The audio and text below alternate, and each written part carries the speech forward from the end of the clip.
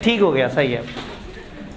Competitive forces chapter 7 is all about external analysis. आपने देखना आप कहाँ खड़े हैं, आपके इर्द गिर्द दुनिया में क्या हो रहा है। ये बड़ा प्यारा पेपर बन सकता था अगर जालिम फाइनेंस बीच में ना डालते। आई स्ट्रांगली बिलीव कि पूरे कैफ में एक पेपर कम से कम प्योर बिजनेस के ऊपर होना चाहिए कि बिज़नेस क्या होता है, बिज़नेस अपने आप को कैसे देखता है, बिज़नेस अपना इंटरनल एनालिसिस कैसे करता है, एक्सटर्नल एनालिसिस, अपनी स्ट्रेटजीज़ कैसे बनाता है, प्राइसिंग कैसे सेट करता है, मार्केटिंग कैसे करता है, कौन से बिज़नेस को चूज़ करना चाहिए, वो चीज़ें किस तरह से देखता है। वी स्ट्रांगली बिलीव कि ये चीज़ें हमारे सिलेबस में होनी चाहिए थी, लेकिन आई के अपने फाइनेंस की मोहब्बत में भी, क्योंकि आगे BFD से पहले फाइनेंस का भी कोई पेपर नहीं है, रादर देन वो 2 पेपर बनाते बच्चों को ये फील देने के लिए कि नंबर ऑफ़ पेपर्स कम हुए हैं, उन्होंने एक पेपर में सब मर्ज कर दिया। तो अब हमारे पास जितना है हम उसी में समझने की कोशिश करेंगे। हमारा चैप्टर हमें 2 एनालिसिस बताता है, एक्सटर्नल एनालिसिस और internal analysis. Internal analysis chapter 8 में, एक्सटर्नल एनालिसिस के 2 हिस्से थे, कल हमने बात की थी। कंपटीशन से रिलेटेड अगर आप बात करेंगे तो चैप्टर 7 डील करेगा, और अगर आप इर्द गिर्द के पॉलिटिकल, इकोनॉमिक और सोशल इन चीज़ों की बातें करेंगे तो वो पेस्टल है चैप्टर 1 से लेके 5 तक। कंपटीशन में अब आपने देखना आप कहाँ खड़े हैं, आप कौन सी इंडस्ट्री में, आप कौन सी मार्केट में। मार्केट किसे कहते हैं? जहाँ बायर्स मौजूद होते हैं, जहाँ कुछ बाइंग होती है, कुछ सेलिंग होती है, एक प्रोडक्ट होती है। तो जब भी कोई प्रोडक्ट कहीं मौजूद है, प्रोडक्ट या सर्विस, और कुछ बायर्स और कुछ सेलर्स मौजूद है, तो उसको हम कह देते हैं मार्केट। जैसे स्टॉक एक्सचेंज एक मार्केट है, जैसे बरकत मार्केट एक मार्केट है कि वहाँ पे लोग जाएंगे, चीज़ें खरीदो फरोख्त के लिए होंगी। बच्चे तो कह देते हैं CA के कॉलेजेस की मार्केट, एक जगह पे जहाँ पे बहुत सारे कॉलेजेस मिलते जुलते तरीके से सर्विसेज देने की कोशिश कर रहे हैं, तो वो CA के कॉलेजेस की मार्केट बन जाती है। तो हर बिज़नेस को पहले समझना होगा वो कौन सी मार्केट में है, फिर उससे ऊपर लेवल पे आके समझना होगा वो कौन सी इंडस्ट्री में है, ताकि वो अपनी स्ट्रेटजीज़ बनाए, अपने आप को compete करे, देखे, मार्केट का एनालिसिस करे, तो उसे पता हो कि उसको कौन सी मार्केट और कौन सी इंडस्ट्री में है और उस इंडस्ट्री के डायनामिक्स क्या हैं। कुछ ऐसी इंडस्ट्रीज़ हैं जिसमें सैकड़ों प्लेयर्स होते हैं, कुछ ऐसी इंडस्ट्री है जिसमें गिनती के चंद प्लेयर्स हैं। फॉर एग्ज़ाम्पल पाकिस्तान में रेल की जो सर्विस है, ये एक ऐसी इंडस्ट्री है जिसमें एक ही बड़ा प्लेयर है और बाकी कुछ बेचारे प्राइवेट थोड़ी थोड़ी कोशिश कर रहे हैं, बट उनको प्रॉपर जगह नहीं मिल रही। एयरलाइन सेक्टर में देखें तो हम कहते हैं 6-7 कंपनी हैं, उस इंडस्ट्री में 6-7 प्लेयर्स हैं। लेकिन पंखे की इंडस्ट्री में देखें, इलेक्ट्रिक इंडस्ट्री में देखें, तो आपको जनाब 20-20 कंपनियां नज़र आ जाती हैं। तो ये जानना ज़रूरी है कि हम कौन सी इंडस्ट्री में हैं, ये जानना ज़रूरी है कि हम कौन सी मार्केट में हैं, हमारी मार्केट के क्या डायनेमिक्स हैं, हमारी इंडस्ट्री के क्या डायनेमिक्स हैं। तो थोड़ा सा जनरल डिस्कशन इस चैप्टर ने स्टार्ट की, पहले उस पर बात करते हैं, फिर स्पेसिफिकली हम अपने मॉडल्स पे आते हैं। मार्केट इज़ अ प्लेस जहाँ बाइंग और सेलिंग होती है। एक मार्केट को प्रोडक्ट्स के हिसाब से भी डिफाइन कर सकते हैं, कस्टमर के हिसाब से भी डिफाइन कर सकते हैं, जोग्राफिकल एरिया के हिसाब से भी। प्रोडक्ट या सर्विस के हिसाब से हम कहते हैं ACO की मार्केट, हम कहें ACCA की मार्केट, पंखों की मार्केट, फर्नीचर की मार्केट, प्रोडक्ट के हिसाब से भी हो सकता है, जोग्राफिकल एरिया के हिसाब से भी हो सकता है। लाहौर की मार्केट, सिंध की मार्केट, जनूबी पंजाब की मार्केट, वस्त एशिया की मार्केट, अमेरिकन मार्केट। आप एरिया के हिसाब से भी मार्केट को डिफाइन कर सकते हैं, आप प्रोडक्ट या सर्विस के हिसाब से भी, आप कस्टमर के हिसाब से भी कर सकते हैं। जैसे वापडा वाले कहें घरेलू सार्फिन की मार्केट, कमर्शियल सार्फिन की मार्केट, आप कस्टमर्स की कैटेगरी के हिसाब से भी वो कर सकते हैं। हम CA में कह देते हैं नए आने वाले बच्चों की मार्केट और पहले से मौजूद बच्चों की मार्केट। जब हम एनालाइज कर रहे होते हैं, फॉर एग्जांपल अभी फास्ट ट्रैक स्टार्ट हो रहा है, तो हम एनालाइज कर रहे हैं कि फास्ट ट्रैक, ये जो बिजनेस लॉ और टैक्स का फास्ट ट्रैक है, ये मेनली उन बच्चों के लिए है जो अभी PRC से कैफ में आए हैं। अच्छा, कुछ बच्चे कैफ के वो भी हैं जो ऑलरेडी कैफ में मौजूद हैं, जो रिपीटर है या जो सही से पढ़ नहीं पा रहे थे और अब बीच में अपने सिलेबस को बेहतर तैयार करने लगे हैं। तो हम मानते हैं कि हम 2 तरह की मार्केट्स को टारगेट कर रहे हैं, वो जो बिल्कुल बिगिनर CA का स्टूडेंट है और वो जो मुश्किल में आया हुआ CA का कैफ का स्टूडेंट है। तो हमने क्या किया, हमने एक ही प्रोडक्ट के अंदर अलग अलग कैटेगरीज आइडेंटिफाई कर ली कि ये उस तरह का कस्टमर, ये उस तरह का। तो मार्केट को प्रोडक्ट या सर्विसेज के हिसाब से, जैसे clothes, banking, air travel, customer के हिसाब से ये कंज्यूमर मार्केट है, ये कमर्शियल मार्केट है, ये यूथ मार्केट है, ये फलाना मार्केट है, और जोग्राफिकल एरिया के हिसाब से। तो तो एक तो ये हमें डिफरेंशिएशन पता होनी चाहिए। देन हम कहते हैं कि इंडस्ट्रीज़, इंडस्ट्री का मतलब है वो सारे सप्लायर जो मिलके एक जैसा मिलता जुलता काम कर रहे हैं। जैसे अगर हम बात करें एरोस्पेस इंडस्ट्री, तो वो सारे बिजनेसेस जो एरोस्पेस के अंदर है। ऑटोमोबाइल इंडस्ट्री की बात करें तो वो तमाम कंपनियां जो गाड़ी से रिलेटेड अलग अलग मार्केट्स में डील कर रहे हैं। कुछ गाड़ी की बाइंग एंड सेलिंग में डील कर रहे हैं, नई गाड़ी में, कुछ पुरानी गाड़ी में डील कर रहे हैं, कुछ स्पेयर पार्ट्स में डील कर रहे हैं। तो ओवरऑल उन सारी मार्केट्स को इकट्ठा करें तो बड़ा सेगमेंट क्या बनेगा, इंडस्ट्री, तो वो बन जाएगी ऑटोमोबाइल इंडस्ट्री। इसी तरह से कंस्ट्रक्शन इंडस्ट्री, जो ग्रे स्ट्रक्चर बनाने वाले वो और लोग हैं, फिनिशिंग करने वाले लोग और हैं, फिर जो बेसिक बेस कंस्ट्रक्ट करने वाले या बहुत लॉन्ग टॉल स्टोरी बिल्डिंग्स बनाने वाले वो भी और लोग हैं। ये अलग अलग मार्केट्स हैं, लेकिन कलेक्टिवली इन सबको क्या कहेंगे, इंडस्ट्री। सीए के बच्चों को पढ़ाने वाली मार्केट, एसीसीए के बच्चों को पढ़ाने वाली मार्केट, पिफा को पढ़ाने वाले, तो इंडस्ट्री क्या होगी, प्रोफेशनल कोर्सेज की एजुकेशन। तो ओवरऑल होगी एजुकेशन ऑफ प्रोफेशनल कोर्सेज। तो हमें ये समझना है कि हम कौन सी इंडस्ट्री में, एक इंडस्ट्री के अलग अलग सेगमेंट्स हो सकते हैं। फॉर एग्जाम्पल एजुकेशन इंडस्ट्री है, उस इंडस्ट्री में एफएससी पढ़ाने वाला अलग सेक्टर है, क्वालिफिकेशन प्रोफेशनल क्वालिफिकेशन वाले अलग हैं, सीएसएस टाइप के अलग हैं। तो एक ही बड़ी इंडस्ट्री में अलग अलग सेगमेंट्स हो सकते हैं। ऑटोमोबाइल इंडस्ट्री है, अलग अलग सेगमेंट हो सकते हैं, नई गाड़ियों को डील करने वाले, पुरानी गाड़ियों को डील करने वाले, स्पेयर पार्ट्स वाले। बैंकिंग एक इंडस्ट्री है, उसमें सेगमेंट हो सकते हैं, commercial banking, consumer banking, deposits वगैरह से रिलेटेड, इंश्योरेंस वगैरह से रिलेटेड। तो बैंक की भी कई तरह की प्रोडक्ट्स हैं। तो हमें समझना है कि हर इंडस्ट्री में अलग अलग सेगमेंट्स होते हैं और मैनेजमेंट नीड टू रिकॉग्नाइज कि आप कौन सी इंडस्ट्री और कौन से सेगमेंट में है, ताकि आप जब अपने आप को मार्केट से कंपेयर करें तो आप अपने उस रेलिवेंट सेगमेंट और अपने उस रेलिवेंट सेक्टर को पहचान सकें कि आप कहाँ हैं और किस तरह से काम कर रहे हैं। डन। पोर्टर ने इंडस्ट्रीज़ की कुछ टाइप्स बताने की कोशिश की है। इंडस्ट्रीज़ को तो कई तरीके से कैटेगराइज किया जा सकता है, लेकिन चंद वर्ड्स बताए हैं जस्ट समझने के लिए। फॉर एग्जांपल कुछ होती हैं फ्रेगमेंटेड इंडस्ट्रीज़। फ्रेगमेंट्स कहते हैं छोटे टुकड़ों को। फ्रेगमेंटेड इंडस्ट्री का मतलब ऐसी इंडस्ट्री जो बहुत छोटे छोटे छोटे छोटे टुकड़ों में डिवाइड हुई हुई है। फॉर एग्जांपल मोची, तकरीबन हर मोहल्ले के किनारे पे कहीं ना कहीं हर मोहल्ले के पास मार्केट में आपको एक या दो मोची मिलेंगे। तो अगर एक बंदे ने मोची का बिज़नेस करना है, कॉबलर का बिज़नेस करना है, तो उसने ये नहीं देखना कि मेरी इंडस्ट्री कैसी है, क्योंकि उसकी इंडस्ट्री प्रॉपर डिफाइंड इंडस्ट्री नहीं है। इतने छोटे छोटे टुकड़ों में टूटी हुई है कि आप अपने आप को पूरी इंडस्ट्री से उस तरह से कंपेयर ही नहीं कर सकते। लेकिन किसी ने एयरलाइन कंपनी शुरू करनी है तो उसके लिए इंडस्ट्री बड़ी क्लियर है कि हाँ भाई ये 6-7 प्लेयर्स हैं, ये इस तरह से करते हैं, ये इस तरह से सोचते हैं, मैंने भी ऐसे ही करना है और मैंने भी ऐसे सोचना है। तो फ्रेगमेंटेड इंडस्ट्री जिसमें छोटे छोटे से बिजनेस हैं, एग्जांपल दिए ड्राई क्लीनिंग की सर्विसेज, हेयर ड्रेसिंग की सर्विसेज, शू रिपेयर की सर्विसेज, ये सारे इस तरह के बिजनेसेस हैं जो छोटी छोटी सी दुकानें बना के बैठे हैं। आप इसको प्रॉपर इंडस्ट्री नहीं कह सकते। जैसे ये किराने की दुकान, तो आप इसको प्रॉपर इंडस्ट्री कह नहीं पाते, लेकिन बहरहाल ये एक इंडस्ट्री है जो रिटेल में चीज़ें प्रोवाइड कर रही है। तो ऐसी इंडस्ट्री जिसकी उस तरह से शक्ल नहीं है और जो छोटे छोटे टुकड़ों में तकरीबन पूरे मुल्क में डिवाइड हुई हो, उसको हम कह देते हैं फ्रेगमेंटेड इंडस्ट्रीज़। फिर इंडस्ट्री की लाइफ के हिसाब से कुछ होती हैं इमर्जिंग इंडस्ट्रीज़, ऐसी इंडस्ट्रीज़ जो अभी नई आई हैं और अब तेज़ी से ग्रो कर रही हैं। आज से 4-5 साल पहले इन्वर्टर्स, ये जो एसी इन्वर्टर्स है, ये इमर्जिंग इंडस्ट्री थी।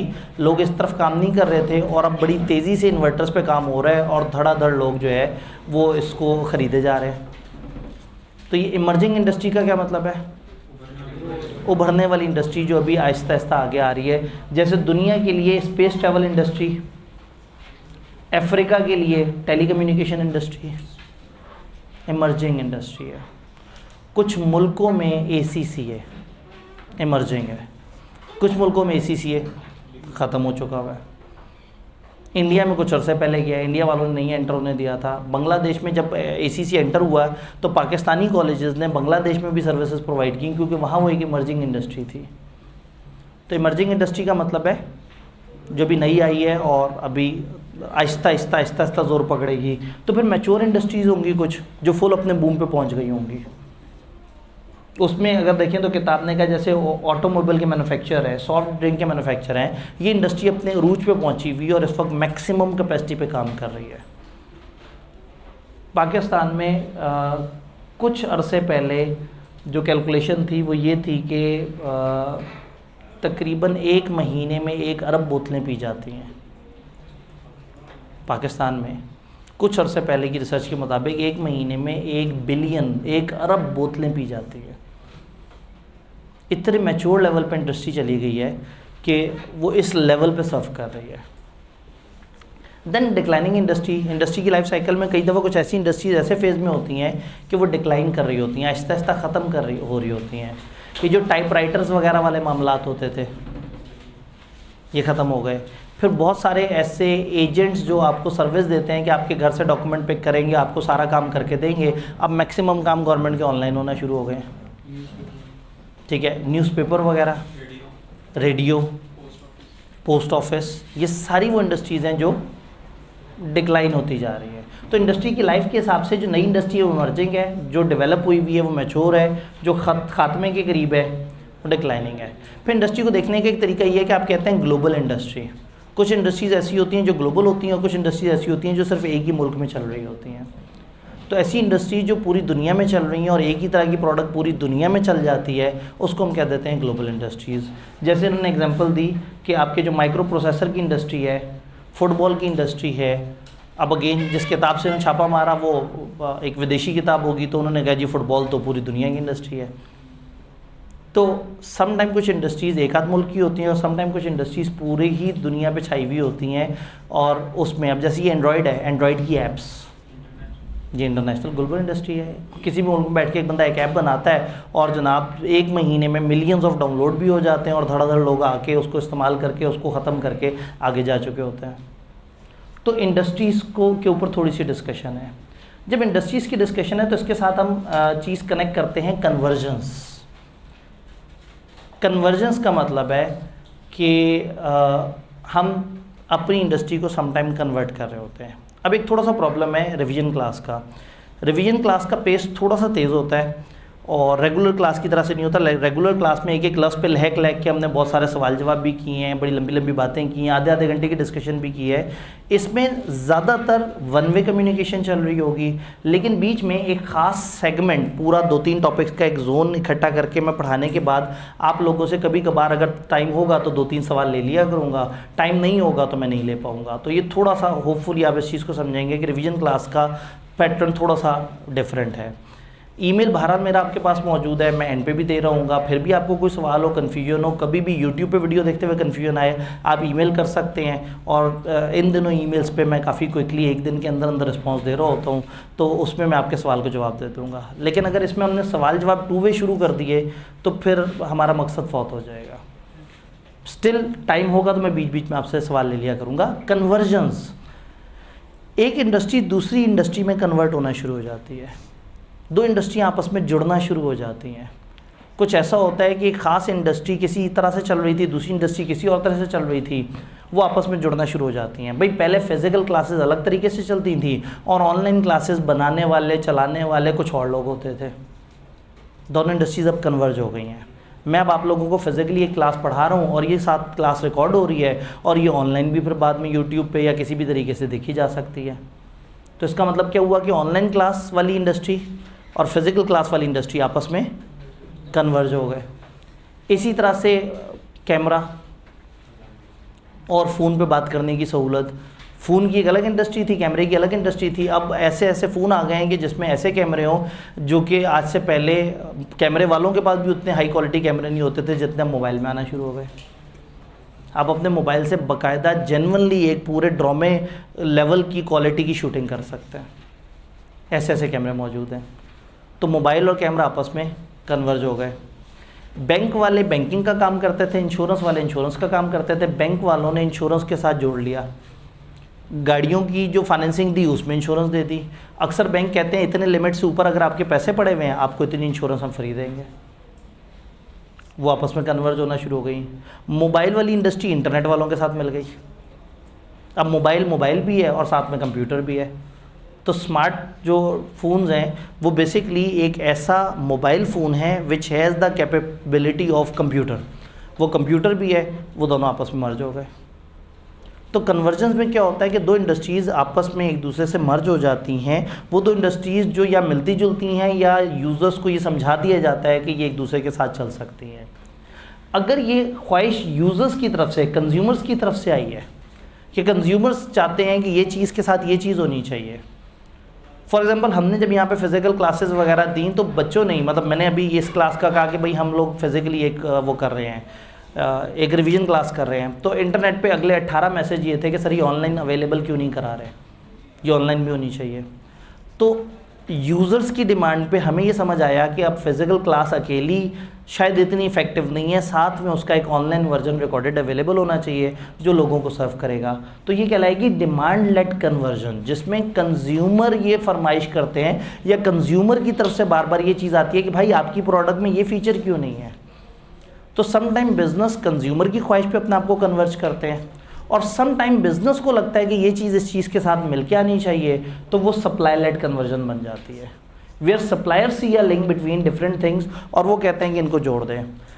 आई एम वेरी श्योर कि मोबाइल के किसी यूज़र ने नहीं सोचा होगा कि इसमें कैमरा होना चाहिए। ये मोबाइल वालों ने सोचा होगा कि हम अपनी कंपनी दूसरी कंपनी से बेहतर दिखाने के लिए इसमें कैमरा दे देते हैं, और जब एक ने कैमरा दिया तो सारे के सारे फंस गए होंगे बेचारे, सबको कैमरा देना पड़ गया होगा। तो सप्लाई लेड कन्वर्जन ये है जिसमें सप्लायर को ऐसा लगता है, बैंक से किसी ने नहीं कहा था कि आप इंश्योरेंस दो जिन्होंने बैंक अकाउंट खोला हुआ उसको, लेकिन ज़्यादा बैंक अकाउंट्स हासिल करने के लालच में वो डिस्काउंट देते चले गए, बेनिफिट देते चले गए, इंश्योरेंस दे दी, कुछ और फीचर्स दे दिए। तो वो शुरू में थी सप्लाई लेड कन्वर्जन, लेकिन अब कंज्यूमर जाके एक बैंक में जाके कहेगा जी अकाउंट खुलवा रहा हूँ इंश्योरेंस, वो कहेंगे जी हमारा बैंक तो नहीं देता, तो कहेंगे फिर मैं आपके बैंक में क्यों अकाउंट खुलवाऊँ। तो बैंक वाले ऊपर वालों को बताएंगे कि भाई कस्टमर आके अकाउंट नहीं खुलवा रहा, वो कहते हैं मुझे इस पर इंश्योरेंस दोगे तो मैं अकाउंट खुलवाऊँगा। तो कुछ सप्लाई लेड कन्वर्जन होती है, कुछ डिमांड लेड कन्वर्जन होती है। सप्लाई लेड कन्वर्जन, बच्चे आ रहे थे, बच्चे पढ़ रहे थे, बच्चों की कोई ख्वाहिश नहीं थी, हमने बच्चों को स्टडी मटेरियल देना शुरू कर दिया। हमें लगा कि क्लास के बच्चों को अगर साथ में स्टडी मटेरियल दे दे तो वो आधे सेशन तक जो ये सोच रहे होते हैं कि मैं किताब ख़रीदूँ या ना ख़रीदूँ, अच्छा सॉफ्ट से कर लूँगा, अच्छा क्लास को मैं खुद ही डेली नोट कर लिया करूँगा, वो सोचता ऐसा ज़रूर है, लेकिन 2-2.5 महीने बाद उसे एहसास होता है कि बेहतर था मैं किताब ही ले लेता। तो बजाय इसके कि हमारा बच्चा बेचारा इस वजह से परेशान होता रहे कि मैं ये किताब ख़रीदूँ ना ख़रीदूँ, तो हमने ये सोचा कि हम क्लासेस के साथ उसको किताब दे दें। तो जो हमारे रेगुलर क्लासेस हैं उसमें हम लोगों ने साथ में किताबें दी। तो ये हमारी तरफ से क्या था, सप्लाई लेड कन्वर्जन। एक किताबों की अलग प्रोडक्ट थी जो अलग से बिकती थी, और क्लासेस अलग चीज़ थी जो अलग से बिकती थी। सप्लायर से या लिंक, सप्लायर ने सोचा कि हमें इन दोनों को जोड़ देना चाहिए। बट ऐसा हो सकता है कि 2-3 साल बाद जो है वो आप लोगों में शऊर और आगही आ जाए, आप जज्बाती हो जाए, और आप तमाम कॉलेजेस को जाके कहना शुरू कर दें कि जी वो कॉलेज तो दे रहा है क्लासेस के साथ किताबें, आप लोग क्यों नहीं दे रहे। तो फिर क्या होगा, अगर मजबूरन देनी पड़ेगी तो वो उनके लिए डिमांड लेड कन्वर्जन बन जाएगी, और हमारे हिसाब से वो, तो ये बात समझ आई कि कन्वर्जन सप्लाई साइड पे भी हो सकती है, डिमांड साइड पे भी। जब इंडस्ट्रीज़ को देख ही रहे हैं, और जब आपने देखना है कि मैं कहाँ हूँ और इंडस्ट्रीज़ कहाँ पे हैं, तो फिर फाइनली आपने देखना है कि मार्केट कैसे बिहेव कर रही है और आपको कैसे बिहेव करना है। इसके लिए फिर एक फिनोमेना आता है। अभी मैं कुछ मॉडल्स को स्किप करते हुए थोड़ा सा आगे जा रहा हूँ।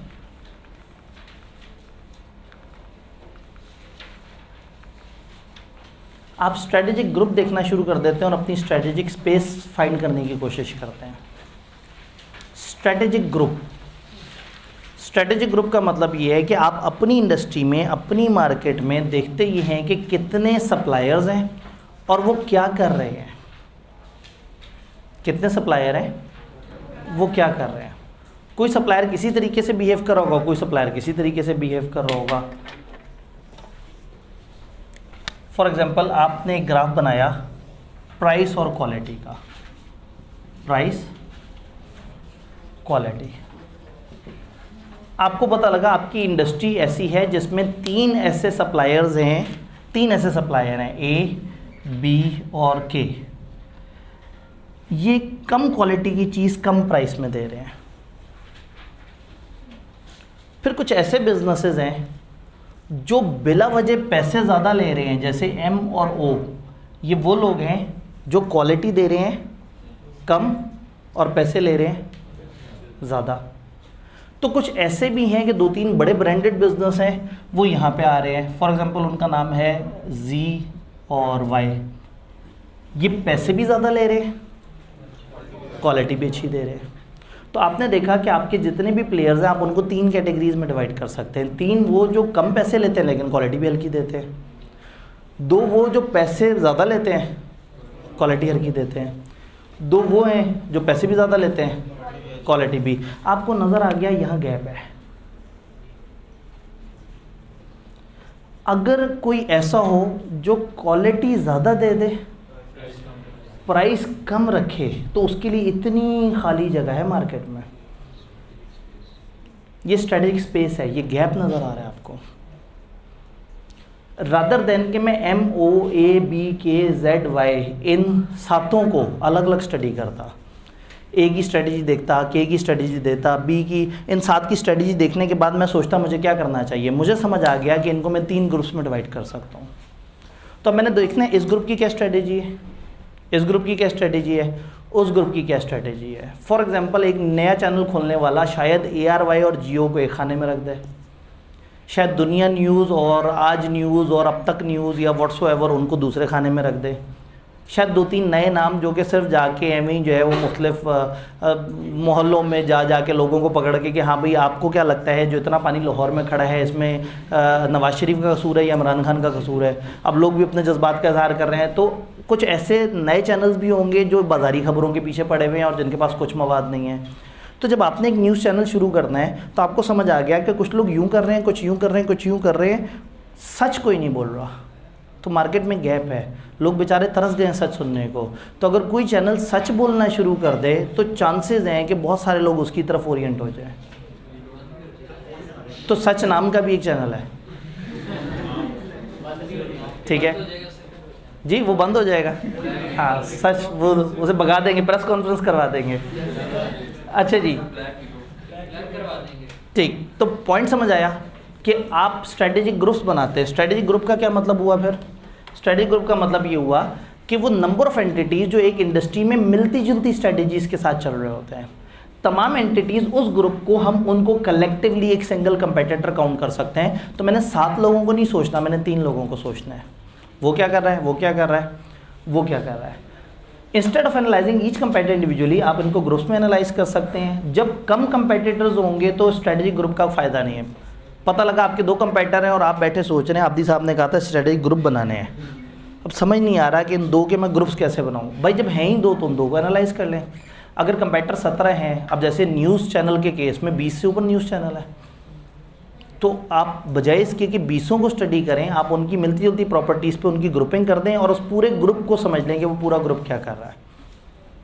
तो आपने देखा कि मार्केट में 3 ऐसे लोग हैं, 3 ऐसे इंस्टीट्यूट हैं जो कम पैसे लेते हैं लेकिन क्वालिटी भी हल्की देते हैं। कुछ ऐसे हैं जो पैसे बिला वजह ज़्यादा ले लेते हैं, क्वालिटी फिर भी हल्की देते हैं। कुछ ऐसे हैं जो पैसे भी अच्छे ले रहे हैं, पढ़ा भी बहुत अच्छा रहे हैं। तो आपने बना लिया SBI जो क्वालिटी दे वो प्रीमियम वाली, ये वाली, और प्राइस ले गरीबों वाली।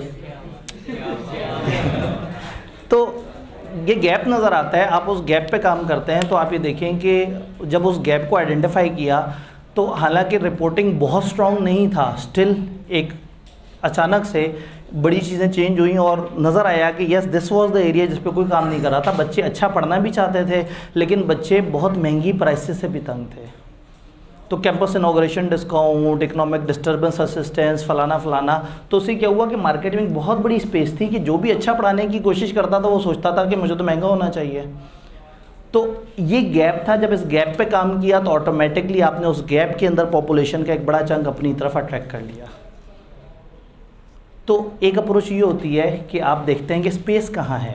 जहाँ सारी कंपनियों को हम ग्रुप्स में डाल देते हैं तो कुछ स्पेसेस नज़र आना शुरू हो जाती हैं। जब आप उस गैप को फिल करने की कोशिश करते हैं तो उससे आपको मार्केट में ज़्यादा मौका मिल जाता है। भाई अगर हम ये वाला काम करते तो हम इनसे लड़ रहे होते और ओवरऑल सबसे लड़ रहे होते, ये काम कर रहे होते तो इधर और मसला था। तो नज़र ये आया कि गैप कहाँ पे। अब पता नहीं आप लोग जो है ना, मैंने इन करेक्टर्स का कोई मतलब नहीं है, पता लगे आप इन करेक्टर से जो है ना कुछ बताने की कोशिश करें। शुक्र है मैंने बहुत ही दूर दूर के करेक्टर लिए हैं जिससे आप खामखा कुछ गलत इमेज ना ले सकें। तो बहरहाल ऐसे हैं ना, ठीक है, मैं ऐसे भी हैं और ऐसे भी हैं। वाह क्या बात है, इतने बड़े गोले में अकेला ऐसे। खैर, स्पेस समझ आ गई।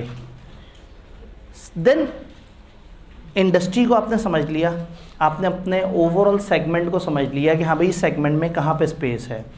अब उस स्पेस के बाद अगला काम अपनी मार्केट में देखें कि कहाँ पे जगह है, अपनी मार्केट की सेगमेंटेशन करें। मार्केट को सेगमेंट करने से क्या मुराद है, अपनी मार्केट को डिफरेंट हिस्सों में तोड़ लें। फॉर एग्जांपल हमारी मार्केट है सीए पढ़ने वाले स्टूडेंट्स, हम इन स्टूडेंट्स के किस किस तरीके से टुकड़े कर सकते हैं? सब 2 टुकड़े कर सकते हैं, 4 टुकड़े कर सकते हैं जी। पीआरसी के स्टूडेंट, कैफ के स्टूडेंट, सीफैप के स्टूडेंट, बहुत जोशीले पढ़ने वाले स्टूडेंट और बिल्कुल भी ना पढ़ने वाले स्टूडेंट, वो स्टूडेंट जो पेपर से 2 महीने पहले कह रहे होते हैं काश कहीं कोई रिवीजन क्लासेस क्रैश कोर्स शुरू हो जाए बस हम पढ़ना शुरू कर दें, और वो स्टूडेंट जो पहले दिन से बहुत जोशो खरोश से पढ़ रहे होते हैं, वो स्टूडेंट जो रिज़ल्ट आने के बाद कहते हैं अब मैं पढ़ना शुरू करूँगा। तो आप ये देखें कि हमने नॉर्मली क्या होता है, पोस्ट रिजल्ट में उतनी ज़्यादा क्लासेस ऑफर नहीं होती, मुश्किल से 1 आध बैच होता है कॉलेज का, नहीं तो वो चलती हुई प्री रिजल्ट की क्लास में बिठा देते हैं, कहते हैं वीडियोस देख लेना। आप भी सोचते हैं कि मैं देख लूँगा, ना आप देख पाते हैं ना वो आपको पढ़ा पाते हैं, वो पैसे कमा लेते हैं, आप पैसे दे देते हैं। हमने 9 पोस्ट रिजल्ट बैचेस दिए और एक्स्ट्रा ऑर्डिनरी रिस्पॉन्स था, क्योंकि लोगों के जहन में नहीं था कि पोस्ट रिजल्ट अलग से भी उस तरह से दिया जा सकता है। खाली टेक्स्ट के अंदर 250 प्लस की क्लास बन गई कि जस्ट बिकॉज के गैप था। तो हमने मार्केट को सेगमेंट करके देखना होता है कि मार्केट कहाँ कहाँ है और किस किस तरह से है। तो जो कपड़े बनाने वाले कपड़े बेच रहे हैं तो उन्हें सेगमेंट करना होगा मार्केट को, गरीब कस्टमर, अमीर customer, male customer, female customer, बच्चे, बड़े, डिसेंट कपड़े पहनने वाले, शौकीले कपड़े पहनने वाले, शादी ब्याह के कपड़े पहनने वाले या फॉर्मल गैदरिंग्स के कपड़े पहनने वाले, ये सेगमेंट्स हैं ना। तो हर बिज़नेस सेगमेंट्स आइडेंटिफाई करेगा अपने बिज़नेस में। जब वो सेगमेंट्स आइडेंटिफाई कर लेगा तो उसे पता लग जाएगा कि वो किस जगह ज़्यादा बेहतर तरीके से काम कर सकता है। तो मार्केट सेगमेंटेशन एक टोटल मार्केट का सेगमेंट है जिसमें कस्टमर्स की मिलती जुलती कैरेक्टरिस्टिक्स है। फॉर एग्जांपल मैं ये बात करूं कि हमारे सीए में लाहौर में जो लोग पढ़ रहे हैं उनका 70% 2 जगह से आते हैं, जनूबी पंजाब और केपी के। बड़ी अजीब सी हकीकत है, लेकिन स्टैटिस्टिकली ऐसा है कि 70% लोग जो है वो जनूबी पंजाब और केपी के की साइड से आए होते हैं, और लाहौर के जो अपने हैं वो काफ़ी कम होते हैं।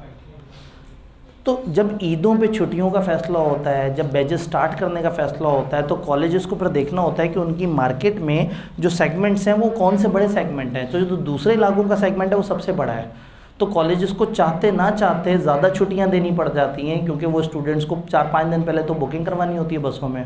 और लाहौर का स्टूडेंट बेचारा तड़पता रह जाता है कि भाई मेरा क्या कसूर, बच्चे क्लास में शोर मचाना शुरू कर देते हैं, सर 4 दिन पहले सीटें बंद हो जाएंगी, हमें बताएं कब छुट्टियां शुरू हो रही हैं। और लाहौर का बच्चा जो पढ़ना चाह रहा है वो आवाज़ार हो जाता है कि ये दूसरे बच्चों की वजह से कॉलेज मजबूर है।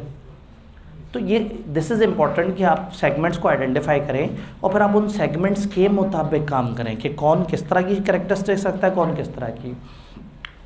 मार्केट सेगमेंटेशन प्रोसेस है, मार्केट को डिवाइड कर देते हैं आप सेगमेंट्स में, देन आप अपनी प्रोडक्ट्स कस्टमर को मार्केट में तोड़ तोड़ के देने की कोशिश कर सकते हैं। आप सेगमेंट जोग्राफिकल एरिया के हिसाब से भी बना सकते हैं। भाई बीकन हाउस वाले सोचें कि टाउनशिप वालों के क्या जज्बात है और डिफेंस वालों के क्या जज्बात है। उन्हें पता है डिफेंस वालों को अगर हम कम पैसे पे अच्छी क्वालिटी देने की भी कोशिश करेंगे वो कहेंगे हल्की है, तो उनको ज़्यादा पैसे में ही देनी होगी क्वालिटी।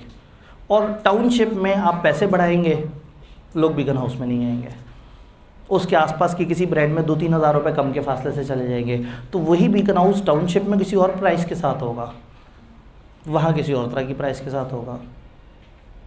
तो कंज्यूमर्स को समझना बड़ा ज़रूरी है। हम यहाँ सीए में जितनी भी मेहनत कर रहे हैं उससे 1/3 मेहनत करेंगे अगर हम एसीसीए पढ़ाएंगे, लेकिन अगर एसीसीए पढ़ाएंगे तो उसकी फ़ीस होगी 3 गुना, क्योंकि वो करने वाली आवाम और होगी। तो ओ लेवल में फ़ीस बहुत ज़्यादा होती है और सीए में फ़ीस बड़ी कम होती है। क्यों? सेगमेंटेशन करके आपको अंदाज़ा हो जाता है कि कौन सा किस क्लास से ताल्लुक़ रखता है। सीए में मेहनती लोग आते हैं, ओ लेवल ए लेवल में ज़्यादातर अमीरों के बच्चे आते हैं, ज़्यादातर 80 to 90%, एक्सेप्शंस हैं तो आप जब अपने सेगमेंट्स को समझ लेंगे ना तो फिर आपके लिए ज़िंदगी आसान हो जाएगी। सेगमेंट जोग्राफिकल हिसाब से बना सकते हैं, क्वालिटी के हिसाब से बना सकते हैं, फंक्शन के हिसाब से बना सकते हैं। जैसे उन्होंने कहा कि सिर्फ जूतों में रनिंग शूज़ अलग हैं, फुटबॉल शूज़ अलग हैं, हाइकिंग के बूट्स अलग हैं, राइडिंग के बूट्स अलग हैं, स्नो बूट्स अलग हैं। सिर्फ जूतों में इतनी तरह की कैटेगरीज है, कपड़ों में कितनी तरह की कैटेगरीज है। मैं अक्सर एग्जांपल देता हूँ कि जे एक ब्रांड था जुनैद जमशेद का, फिर वो जे डॉट के लाना शुरू हो गया, आगे चल के उसको चेंज कर दिया। तो इन्होंने अपने आप को स्टार्ट किया था बहुत ही डिसेंट मर्दों के कुर्तों से, ये कंसिडर करते हुए कि कोई ऐसा ब्रांड नहीं है जो बहुत डिसेंट मर्दों के कुर्ते बनाए। इन्होंने ब्रांड शुरू किया, लोग बड़े जज्बाती हो गए और वो तमाम डिसेंट लोग मुनासिब एज के, अधेड़ उम्र या ज़्यादा एज के जो अच्छे डिसेंट कुर्ते पहनना चाहते थे, थोड़े पैसे ज़्यादा उन्हें फ़र्क नहीं पड़ता था, उन्होंने जे के कुर्ते ख़रीदने शुरू कर दिए जो मार्केट से दुगनी से ज़्यादा प्राइस पे थे। बट क्या हुआ, ये सेगमेंट मार्केट में बहुत ही छोटा सा था। वो एक दफ़ा तो उनके पास सेगमेंट आ गया, शुरू में तो अच्छे चल पड़े, फिर उनके बाद उन्हें नज़र आया कि उनके आसपास के हल्के थके हुए से ब्रांड उनसे 15-15 गुना सेल्स कर रहे थे, क्योंकि वो औरतों के कपड़े बेच रहे थे, बच्चों के कपड़े बेच रहे थे, वो शादी ब्याह के कपड़े बेच रहे थे। अब शादी ब्याह का एक लहंगा, एक साड़ी 1.5 लाख में बिक रही है, ठीक है, और उसके एक भाई ताज़ा परचेजिंग से गुजरे हैं, तो वो जो है ना बहुत ज़्यादा उदासी में उनका जो है शायद कोई कमेंट आया। तो इनको समझ आ गया कि भाई हमारा जो कंज्यूमर है वो एक मेल है और वो भाव तो बहुत ज़्यादा करता है, उसको कपड़े की इतनी पहचान भी नहीं है। भाई ख़वातीन को बताया जा सकता है कि भाई ये सूट 7 का क्यों, ये 10 का क्यों, वो कहते हैं इसमें उस तरह का शेफून है, वो कहेंगे अच्छा उस तरह का शेफून, हाँ ठीक है। मर्द को जो मर्जी बता देंगे कि धागा ही है ना, एंज करके एंज पाता होना है। तो मर्द बार्गेन भी बहुत करता था और उस कैटेगरी में मर्द था भी बड़ा कम, और आहिस्ता आहिस्ता मर्दों ने भी खट्टे रंग पहनने शुरू कर दिए थे, ऑरेंज कलर के कुर्ते, पिंक कलर के कुर्ते, फिरोज़ी कलर के कुर्ते।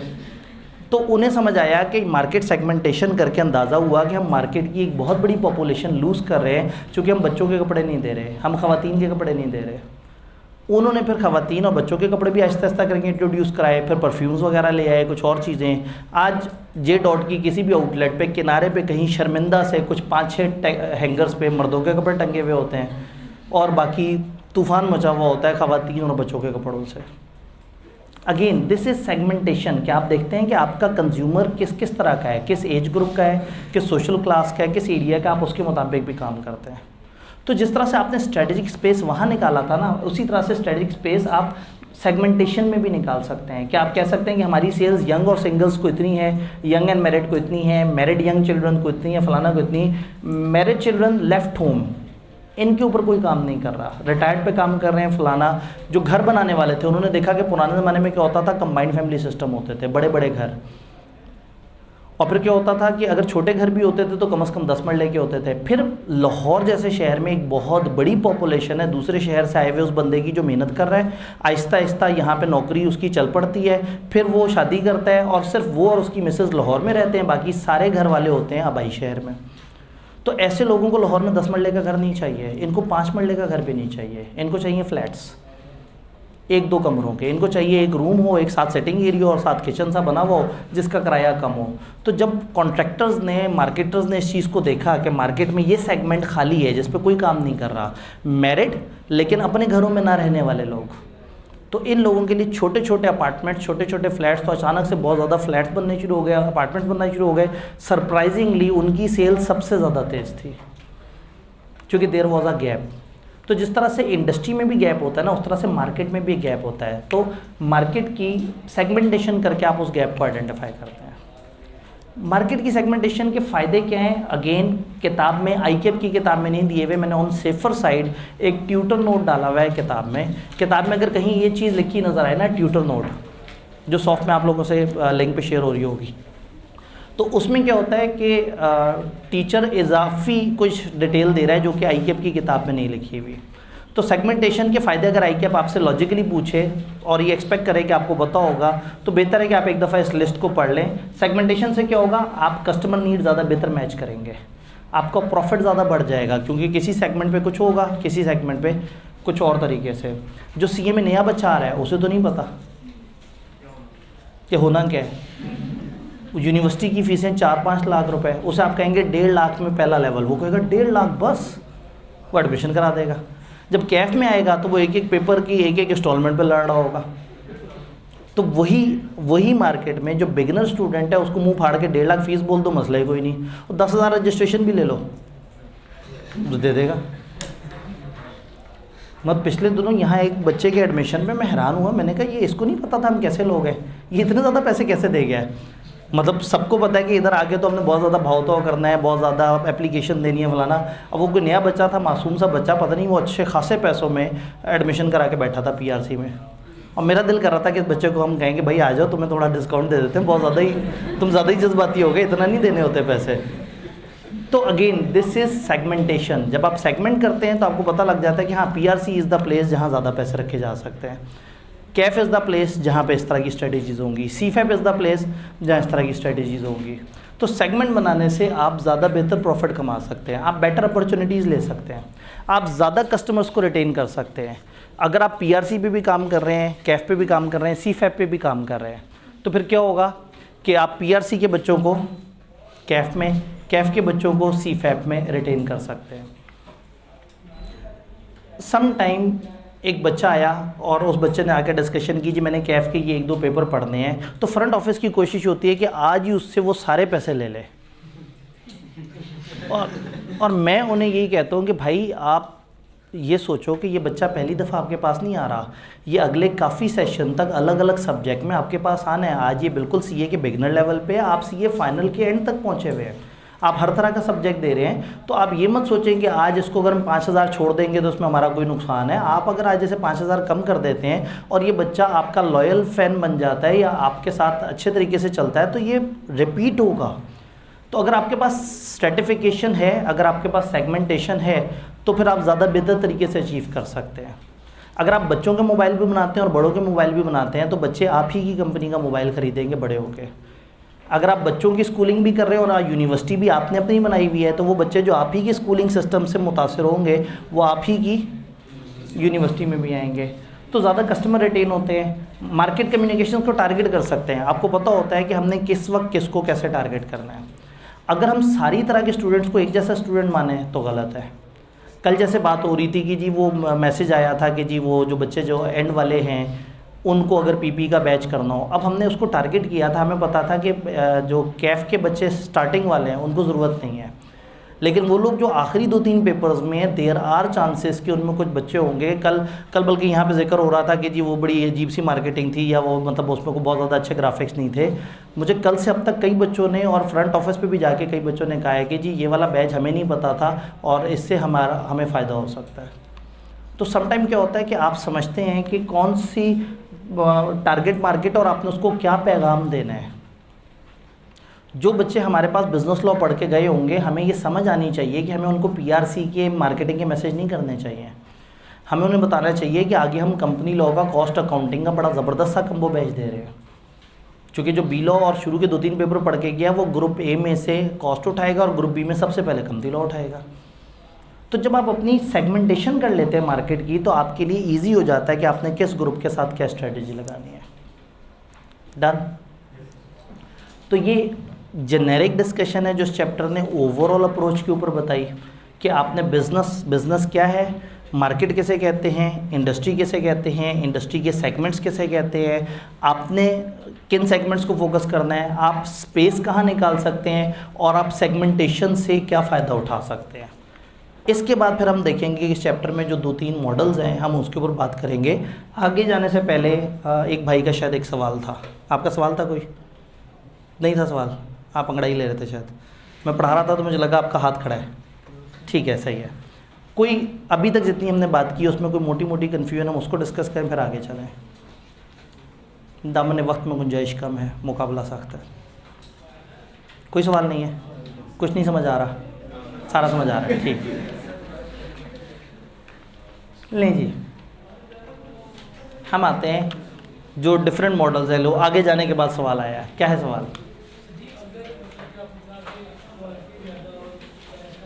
ठीक है, अगर क्वालिटी ज़्यादा कर दें और प्राइस कम कर दें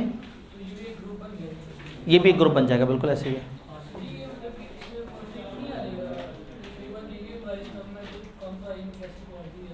अब प्रॉब्लम यही होगा कि लोग हैरान होंगे कि कम प्राइस में अच्छी क्वालिटी कैसे दी जा सकती है। हर बिज़नेस की अपनी एक अप्रोच है। कुछ बिज़नेस लोगों को प्राइस ज़्यादा बता के ये रियलाइज़ कराते हैं कि हम अच्छे हैं।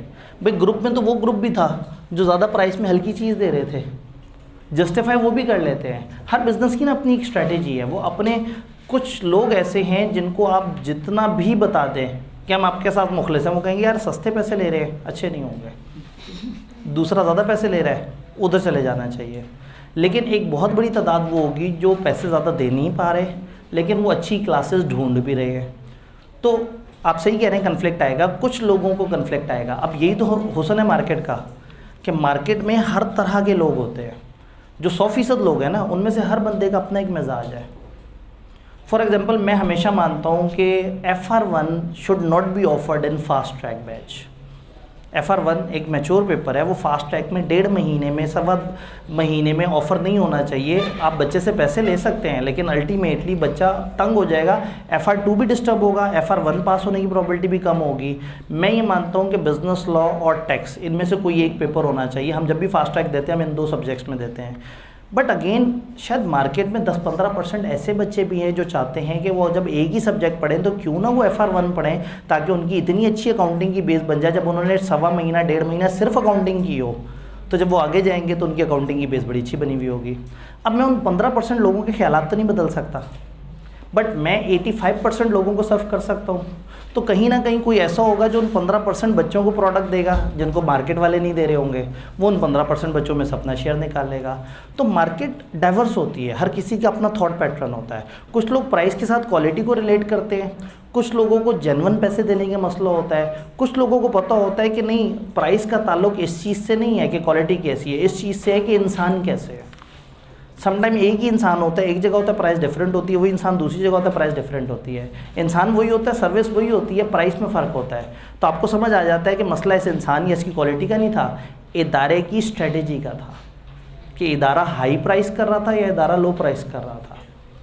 तो कन्फ्लिक्ट आता है, लेकिन चूँकि डायनेमिक्स होते हैं मार्केट में, आपको फ़ायदा हो जाता है। जी, सेक्टर और सेगमेंट में क्या फ़र्क है? जब मार्केट को डिवाइड कर रहे हैं ना, चलें ऊपर से चलते हैं। इंडस्ट्री में सेक्टर, सेक्टर में मार्केट, मार्केट में सेगमेंट, अगर हम यूँ चलें। लेकिन चूंकि ये लॉ नहीं है तो इन अल्फाज का इतना एब्सोल्यूट मतलब नहीं है, ये एक दूसरे के अल्टरनेट के तौर पर इस्तेमाल हो सकते हैं। लेकिन सबसे बड़ा वर्ड इसमें इंडस्ट्री है, उसके बाद इंडस्ट्री का सेक्टर है, फिर हर सेक्टर में अलग अलग मार्केट्स हैं, और फिर एक मार्केट के अंदर कस्टमर। जब कस्टमर्स के हिसाब से हम डिवाइड करते हैं तो वो सेगमेंटेशन बनती है, जब बिजनेसेस के हिसाब से डिवाइड करते हैं तो वो सेक्टर बनता है। तो एक इंडस्ट्री को जब डिफरेंट तरह के बिजनेसेस के हिसाब से डिवाइड करें तो सेक्टर्स बन जाएंगे, और जब एक मार्केट को डिफरेंट टाइप के कंज्यूमर्स के हिसाब से डिवाइड करेंगे तो अगर आप देखें तो segmentation is division of market into consumers की कैटेगरी, एज के हिसाब से, लॉयल्टी के हिसाब से, पे करने की कैपेसिटी के हिसाब से, इस तरह से। डन? नहीं जी, हमने कहा कि जनरल डिस्कशन हो गई। अब हमारे हैं इसमें 2-3 तरह के मॉडल्स। एक मशहूर ज़माना इसमें मॉडल है BCG matrix, Boston consulting group. ये दुनिया के बड़े मशहूर कंसल्टेंट हैं। BCG मतलब ये उस लेवल के कंसल्टेंट हैं कि एप्पल को इन्होंने कंसल्टेंसीज प्रोवाइड की हुई हैं, मुख्तलिफ बड़े बड़े इदारों को कंसल्टेंसी प्रोवाइड की हैं। जैसे इंसानों के डॉक्टर होते हैं ऐसे कंपनियों के भी डॉक्टर होते हैं। तो बहुत सारे बिजनेसेस एक इस लेवल का बिज़नेस करते हैं कि वो बाकी बिजनेसेस को सर्विस प्रोवाइड करते हैं। तो BCG वाले क्या करते हैं, एक कंपनी जो मुश्किल में है उसको देखते हैं, उसको एनालाइज करते हैं और फिर बताते हैं कि उस कंपनी को क्या चीज़ जो है वो करनी चाहिए ताकि वो बेहतर हो जाए। तो ये ऐसे ही है जैसे एक डॉक्टर के पास अगर एक मरीज़ आता है तो डॉक्टर उसे बताता है कि तुम्हें ये करना चाहिए, करना चाहिए। लेकिन सोशल मीडिया का दौर है, फिर क्या होगा, डॉक्टर की कुछ वीडियोज़ होंगी ज़्यादतीस कंट्रोल करने के जनरल मशवरे। अब वो एक जनरल मशवरे ऐसे होंगे जो सारी मार्केट के लिए होंगे, लेकिन जो उसके पास कस्टमर आएगा उसको वो स्पेसिफिकली उसकी गाइडेंस देगा उसके हिसाब से। तो इसी तरह से ये कंपनियां भी ना अपने कुछ मॉडल्स बनाती हैं और दुनिया को एजुकेट करती हैं। तो बोस्टन कंसल्टिंग ग्रुप इंडिविजुअली भी कंपनीज को कंसल्टेंसी प्रोवाइड करते हैं और कुछ ऐसे मॉडल्स भी देते हैं जिसमें ये दुनिया को बताते हैं कि आप चीज़ों को कैसे लेके चलें। तो इन्होंने बहुत सारी कंपनियों के बहुत सारे प्रोडक्ट्स को रिसर्च करने के बाद ये देखा कि कंपनियों की डिफरेंट जो प्रोडक्ट्स या चीज़ें हैं उनको हम SBU कह सकते हैं, स्ट्रेटेजिक बिजनेस यूनिट।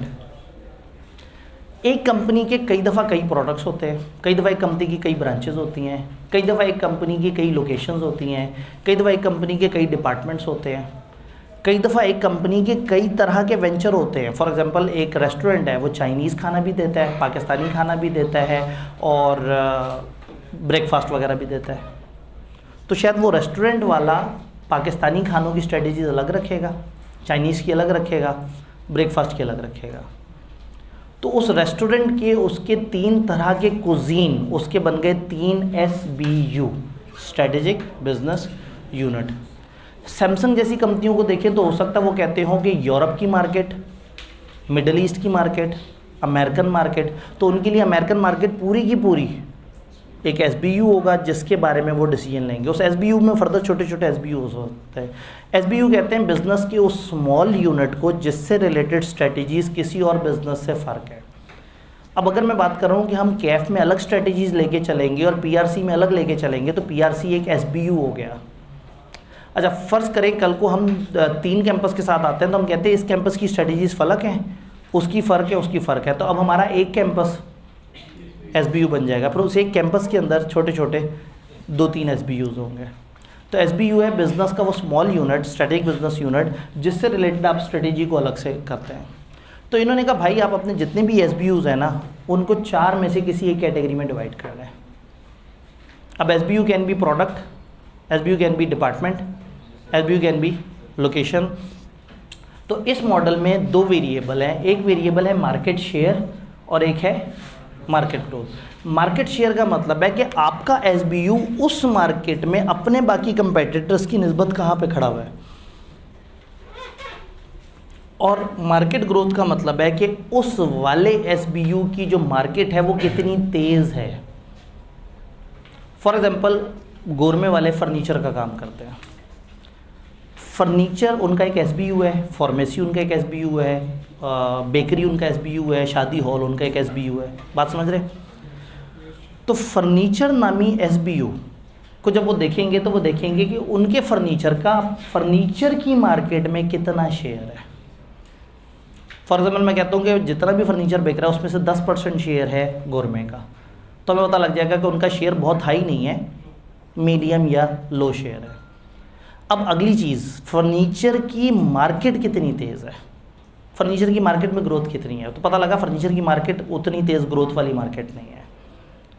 लेकिन अगर वो दवाइयों के बिज़नेस में है तो दवाइयों की मार्केट ऐसी है जो बड़ी तेज़ी से ग्रो कर रही है, और अगर वो कहीं IT में होते हैं तो IT की मार्केट तो बहुत तेज़ी से ग्रो कर रही है। तो 2 वेरिएबल हैं, एक वेरिएबल है कि आप जिस मार्केट में, वो मार्केट कितनी तेज़ है, वो कितनी तेज़ी से कर रही है, और एक ये है कि आपका उस मार्केट में शेयर कितना है। भाई फॉर एग्जांपल हम कहें कि हमने 3000 बच्चे पढ़ाए एक दफ़ा और अगली दफ़ा हमने 3500 पढ़ाए, हम कहें अरे वाह बड़ी ग्रोथ हमारी है। पता लगा कि पिछली दफ़ा 20,000 बच्चे CA कर रहे थे, अगली दफ़ा 1 लाख बच्चे CA कर रहे हैं। तो मार्केट की ग्रोथ तेज़ है और हमारे पास मार्केट का जो शेयर है वो भी कम हो गया, और हम उस ग्रोथ के हिसाब से ग्रो भी नहीं कर रहे। तो ये देखना इंपॉर्टेंट नहीं है कि मेरी प्रोडक्ट कितनी ग्रो कर रही है, ये देखना इंपॉर्टेंट है कि मार्केट कितनी ग्रो कर रही है। तो आप अपने सारे SBUs को इन 4 में से किसी कैटेगरी में डाल देते हैं। ऐसे SBUs जो ऐसी मार्केट में जो बहुत तेज़ ग्रोथ में है और आपके पास मार्केट का एक बड़ा शेयर भी है, उसे आप क्या कहेंगे, वो स्टार्स है। ये आपके स्टार प्रोडक्ट्स होते हैं, ये स्टार SBUs होते हैं जो बड़े तेज़ चल रहे होते हैं। फॉर एग्जांपल अगर हम सैमसंग की बात करें तो सैमसंग जिस मार्केट में है, मोबाइल वाली मार्केट, वो बहुत तेज़ी से ग्रो कर रही है, और उस मार्केट में सैमसंग के स्मार्टफोन और ख़ास तौर पे जो उनके प्रीमियम स्मार्टफोन है उनका शेयर भी मार्केट में अच्छा खासा हाई है। तो सैमसंग के लिए अपनी बाकी सारी प्रोडक्ट्स की निस्बत शायद उनके मोबाइल फ़ोन स्टार हो। वही सैमसंग LEDs में भी है, TVs में भी है, लेकिन टीवी की मार्केट उतनी तेज़ नहीं है। हो सकता है सैमसंग के पास मार्केट का 70% शेयर हो टीवी में, लेकिन टीवी की मार्केट उतना तेज़ी से ग्रो नहीं कर रही। तो उसमें क्या होगा कि जब मार्केट तेज़ी से ग्रो नहीं कर रही लेकिन आपके पास मार्केट का बड़ा शेयर है तो आप कैश काउ हैं। जो टीवी होगा वो बन जाएगा कैश काउ। इसी तरह से कुछ क्वेश्चन मार्क भी होंगे जिनमें मार्केट का शेयर तो कम होगा, लेकिन वो एक ऐसी मार्केट होगी जो तेज़ी से चल रही है। एक आईटी की मार्केट है, बहुत तेज़ी से चल रही है, फ्रीलांसिंग की मार्केट है, तेज़ी से चल रही है। हम उस मार्केट में जाएं, हमारे पास बड़ा थोड़ा सा शेयर हो, लेकिन हमें पता है कि मार्केट बहुत तेज़ है, हम थोड़ा सा टाइम इसमें गुजार लें तो रंग लग जाने हैं, तो ये बन जाएगा आपका क्वेश्चन मार्क। इसका एक दूसरा लफ्ज़ होता है प्रॉब्लम चाइल्ड, इसको आप प्रॉब्लम चाइल्ड भी बोलते हैं। और फिर आपकी वो SBUs जो उन मार्केट्स में हैं जिनमें ग्रोथ भी नहीं है और ऊपर से आपके पास भी मार्केट का शेयर कम है, आप उनको कहेंगे वो डॉग्स प्रोडक्ट है। ये इकोनॉमिक्स नहीं है कि एक इंडिपेंडेंट वेरिएबल और एक डिपेंडेंट वेरिएबल हो, ये टेबल किसी भी तरीके से बनाया जा सकता है। आप मार्केट शेयर लेफ्ट पे लिख सकते हैं, ग्रोथ इधर लिख सकते हैं, हाई इधर लिख सकते हैं, लो इधर लिख सकते हैं। इंपॉर्टेंट ये है कि आपको पता हो यहाँ दोनों हाई होते हैं, यहाँ ग्रोथ हाई होती है, शेयर कम होता है, यहाँ ग्रोथ कम होती है, शेयर हाई होता है, यहाँ दोनों चीज़ें कम होती हैं। अच्छा जी, कर लिया, सैमसंग ने अपनी सारी प्रोडक्ट्स को अलग अलग खानों में डाल लिया, अब क्या करें? वो कहते हैं हर खाने के साथ वो ट्रीटमेंट करो जो वो डिज़र्व करता है। अगर आप स्टार पे भी उतना खर्चा करो जितना डॉग पे कर रहे हो तो मुनासिब बात नहीं है, कैश कॉ पे भी उतना खर्चा करो जितना क्वेश्चन मार्क पे कर रहे हो तो मुनासिब बात नहीं है। तो इन्होंने हमें डिफरेंट तरीके से बताया कि star high growth business products हैं जो स्ट्रॉन्ग हैं कंपेटिटर्स के मुकाबले में, इनको हैवी इन्वेस्टमेंट चाहिए अपनी ग्रोथ के लिए। आहिस्ता आहिस्ता इवेंचुअली एक टाइम आएगा कि उनकी ग्रोथ कम हो जाएगी और ये कैश कॉ में कन्वर्ट हो जाएंगे, लेकिन कैश कॉ बनने से पहले पहले आपको धड़ाधड़ इस पर इन्वेस्ट करना है। जो स्टार प्रोडक्ट है आपने उसको भूलना नहीं है, ये नहीं सोचना वहाँ से तो अच्छे पैसे आ रहे हैं चलो और प्रोडक्ट्स पे ज़रा ज़्यादा ध्यान दे दें। स्टार को रेलिवेंट इन्वेस्टमेंट साथ साथ मिलती रहनी चाहिए। क्लियर? देन कैश कॉ, कैश कॉ क्या है? लो ग्रोथ बिजनेस है और मार्केट शेयर हाई है। ये इसके बारे में बताने के लिए आप दो वेरिएबल तो वही डायग्राम वाले उठा के बता सकते हैं। उन्होंने कहा ये मैच्योर सक्सेसफुल बिजनेस हैं जिनको बहुत ज़्यादा इन्वेस्टमेंट की ज़रूरत नहीं है, आपने सर उनको मैनेज करते रहना है, इनसे पैसा निकाल नहीं लेना, इसमें पैसा रहे, हल्का हल्का सा इसको सपोर्ट कर, हल्का हल्का सा सपोर्ट करते रहें, हल्का हल्का सा पुश करते रहें, ये अच्छे पैसे जनरेट करता रहे।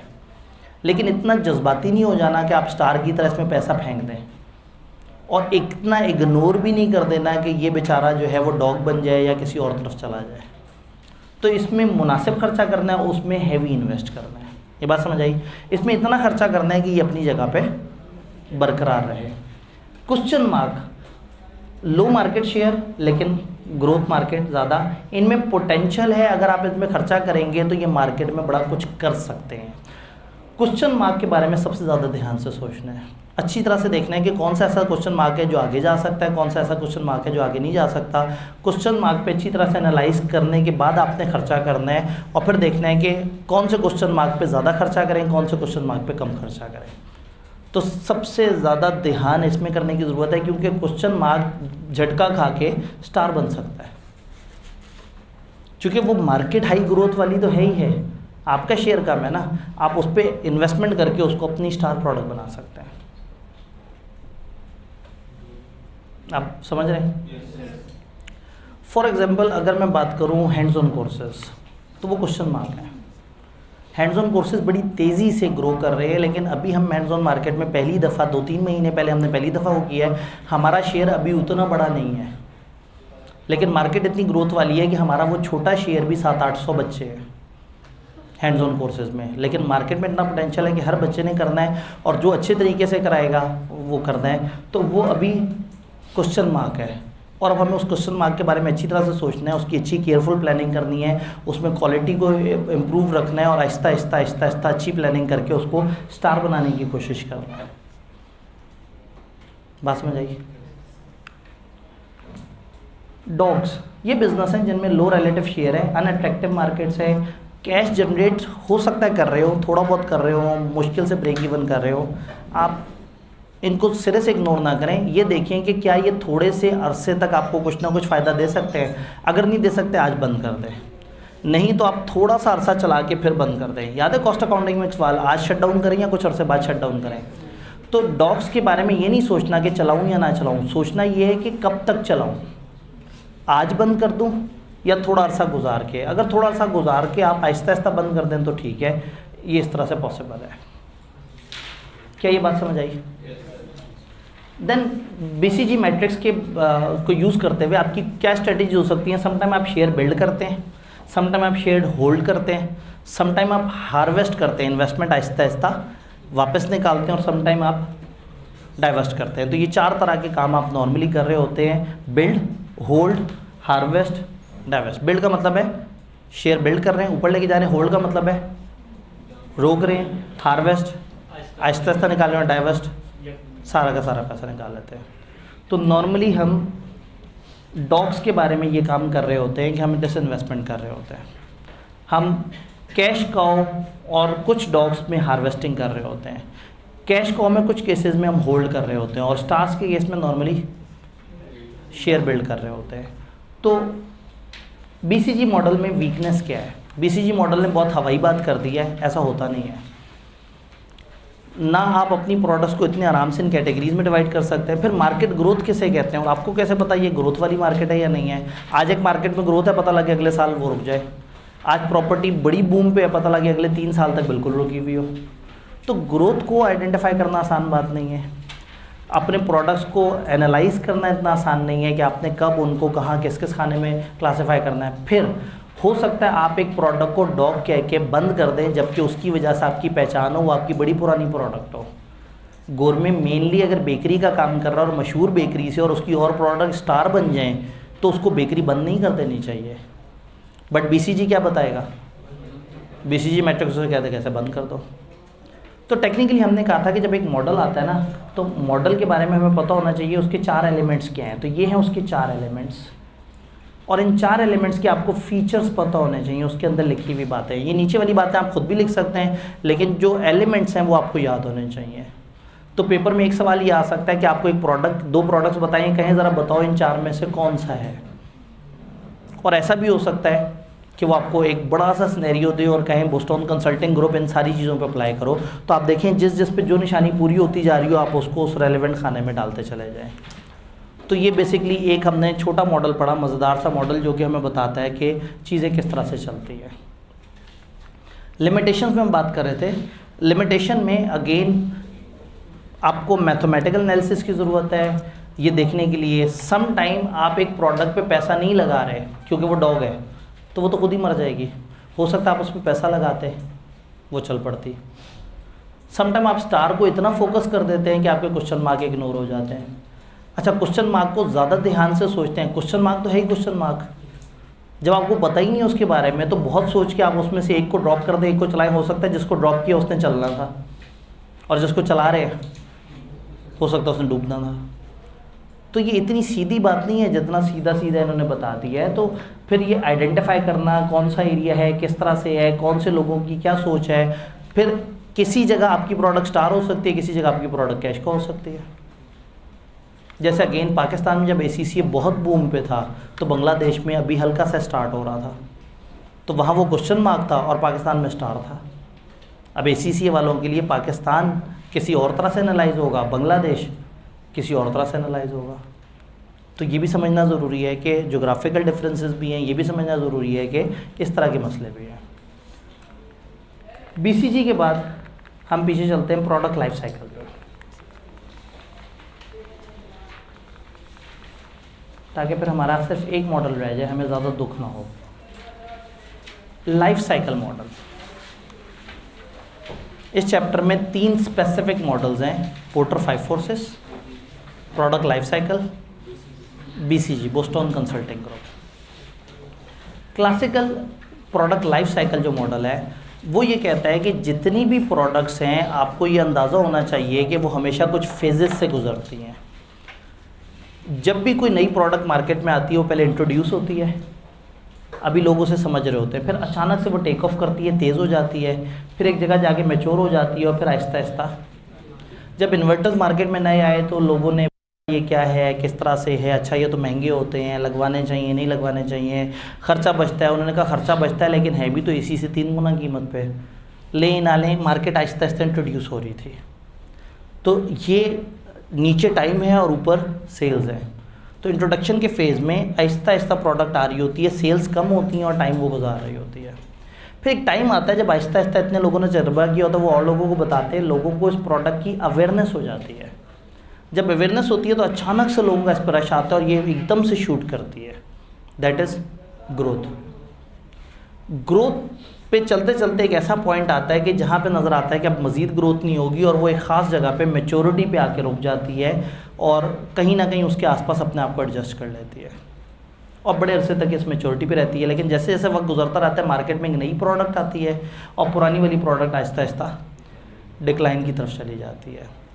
तो प्रोडक्ट लाइफ साइकिल अप्रोच का मानना ये है कि हर प्रोडक्ट, हर सेगमेंट, हर सर्विस के साथ टिपिकली ये होना है, सिवाय चंद एक्सेप्शंस के। टाइपराइटर भी कभी मार्केट में आया होगा, कभी बड़ी तेज़ी से ग्रो हुआ होगा, मैच्योर हुआ होगा और अब डिक्लाइन हुआ है। तो बहुत सारी कुछ एग्जांपल्स आपको समझने के लिए दी हैं। फॉर एग्जांपल पर्सनल कंप्यूटर इस वक्त डिक्लाइन के फेज़ में, पीसीज, लैपटॉप मैच्योर है, टैबलेट और स्मार्टफोन तेज़ी से ग्रोथ पे जा रहे हैं, अभी तक इनकी मैच्योरिटी नहीं आई है, अभी तक धड़ाधड़ ये ऊपर से ऊपर जाते जा रहे हैं। लेकिन स्मार्ट ग्लासेस, गूगल के ग्लासेस के आप ग्लासेस लगाए और वो इतने से शीशे के ऊपर आपको सब नज़र आ रहा हो, वॉइस से कंट्रोल हो रहा हो, एप्पल, गूगल ये सब इस पे कोशिशें कर रहे हैं और अभी तक मार्केट में इंट्रोडक्शन में, बड़े अरसे से इंट्रोडक्शन फेज़ में। सेम हैंड रिटन लेटर तकरीबन ख़त्म हो चुके हैं, फैक्स मैच्योरिटी पे हैं और अब फैक्स आहिस्ता आहिस्ता ख़त्म होने वाले हैं। ईमेल जो है उस वक्त बड़ी तेज़ी से ग्रोथ में है, लेकिन ई कॉन्फ्रेंसिंग अभी नई चीज़ आई है, जूम की मीटिंग्स, आहिस्ता आहिस्ता आहिस्ता आहिस्ता लोग जूम की मीटिंग्स की तरफ शिफ्ट होते जा रहे हैं।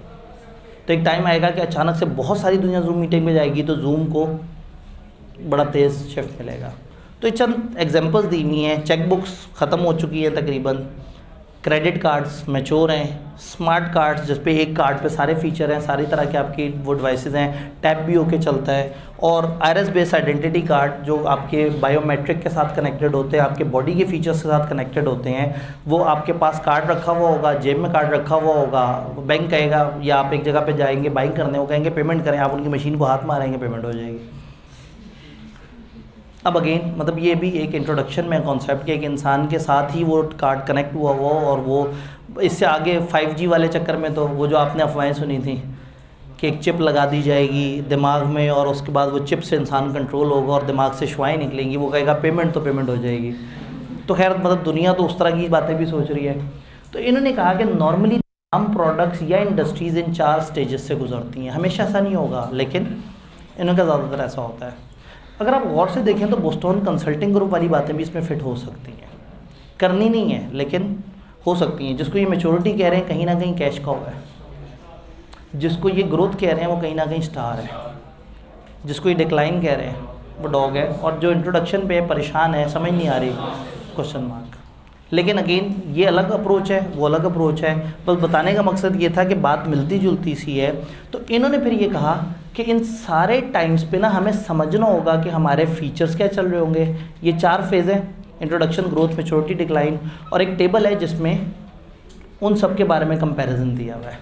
फॉर एग्जांपल सेल इंट्रोडक्शन में लो होंगी, ग्रोथ में रैपिडली राइजिंग होंगी, मैच्योरिटी में पीक होंगी और फिर डिक्लाइन।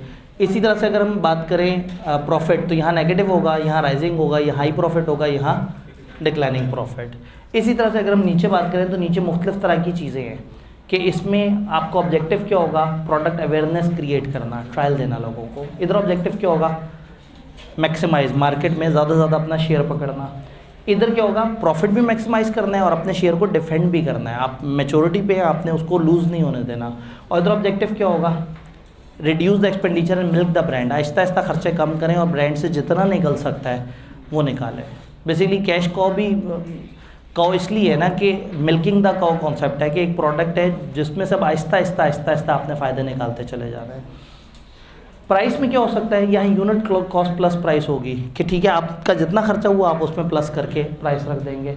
यहाँ प्राइस पेनिट्रेशन या स्कीमिंग होगी, आप तेज़ी से मार्केट में जाना चाहेंगे, प्राइस कम कर देंगे, आप ज़्यादा से ज़्यादा लोगों तक पहुँचने की कोशिश करेंगे।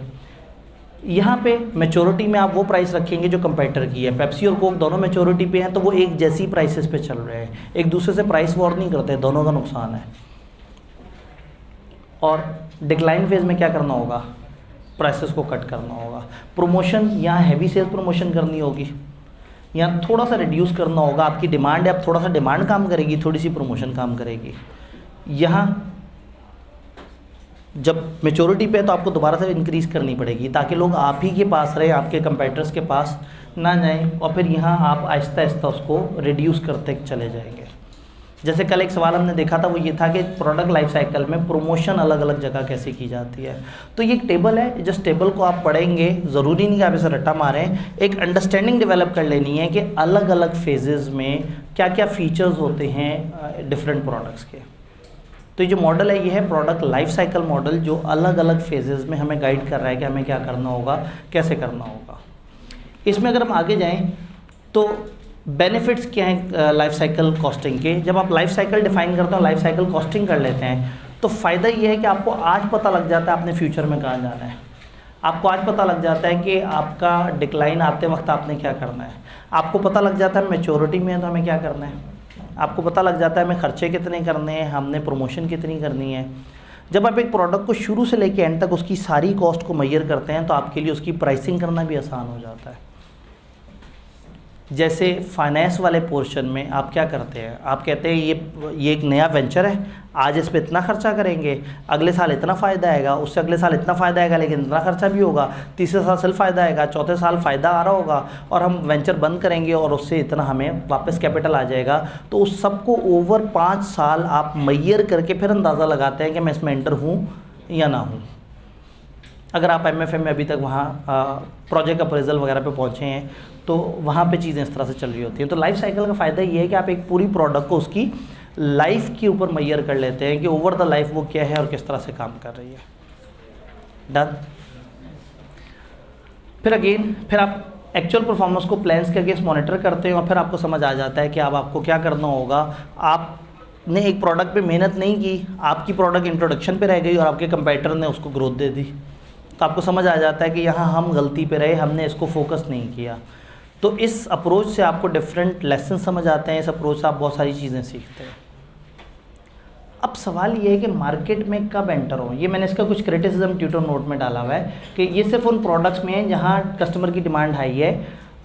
जो अंडरलाइंग स्टेज ऑफ PLC है ये नहीं पता लगेगी। कैसे पता लगेगा आप ग्रोथ में या मैच्योरिटी पे, ये इतना आसान नहीं है। स्ट्रेटेजिक डिसीजन जो है वो PLC को चेंज कर सकते हैं। मैं ये कहता हूँ कि जी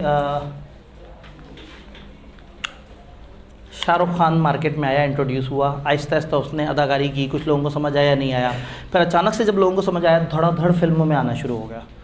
फिर एक बड़ा अरसा मैच्योरिटी का गुजरा, बड़ी मैच्योर मूवीज़। अब असूलन उसका डिक्लाइन होना चाहिए था, सलमान खान का डिक्लाइन होना चाहिए था, लेकिन उन्होंने अपनी स्ट्रेटजीज़ बदली, नए ज़माने के हिसाब से अपने आप को अडॉप्ट किया, अपने मैच्योरिटी के फेज़ को ही बढ़ाते चले गए।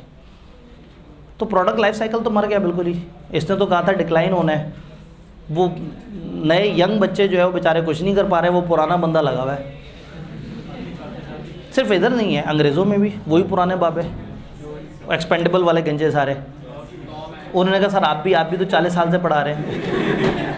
मैं इतना पुराना नहीं हूँ, मुझे आप जो है ना वो तब 22 साल, अल्लाह खैर करे, 16 साल हुए हैं एज ऑफ टुडे, 16 साल। अच्छा जी, ये बात समझ आई। तो क्रिटिसिज्म ये है कि भाई ऐसा कोई मजाक नहीं है, कभी भी कोई भी स्ट्रेटेजी से आप अपने PLC को चेंज कर सकते हैं। आप इंट्रोडक्शन से हो सकता है डायरेक्ट पीक पे पहुंच जाएं, हो सकता है इंट्रोडक्शन के वक्त ही आप फौत हो जाएं, आप ग्रोथ पे कभी ज़िंदगी में जाए ही ना, दिस कैन हैपन। तो इस प्रोडक्ट लाइफ साइकिल के अंदर ये काफ़ी ज़्यादा लिमिटेशन है। अब जो लास्ट बात है इसमें कि क्या करें, मार्केट में किस वक्त एंटर होना चाहिए, अलग अलग फेजेज़ हैं, हमें किस वक्त एंटर होना चाहिए। एंटरप्रेन्योरल कंपनीज़ इंट्रोडक्शन के वक्त आती हैं, जब एक नया आइडिया हो ना उस वक्त आते हैं।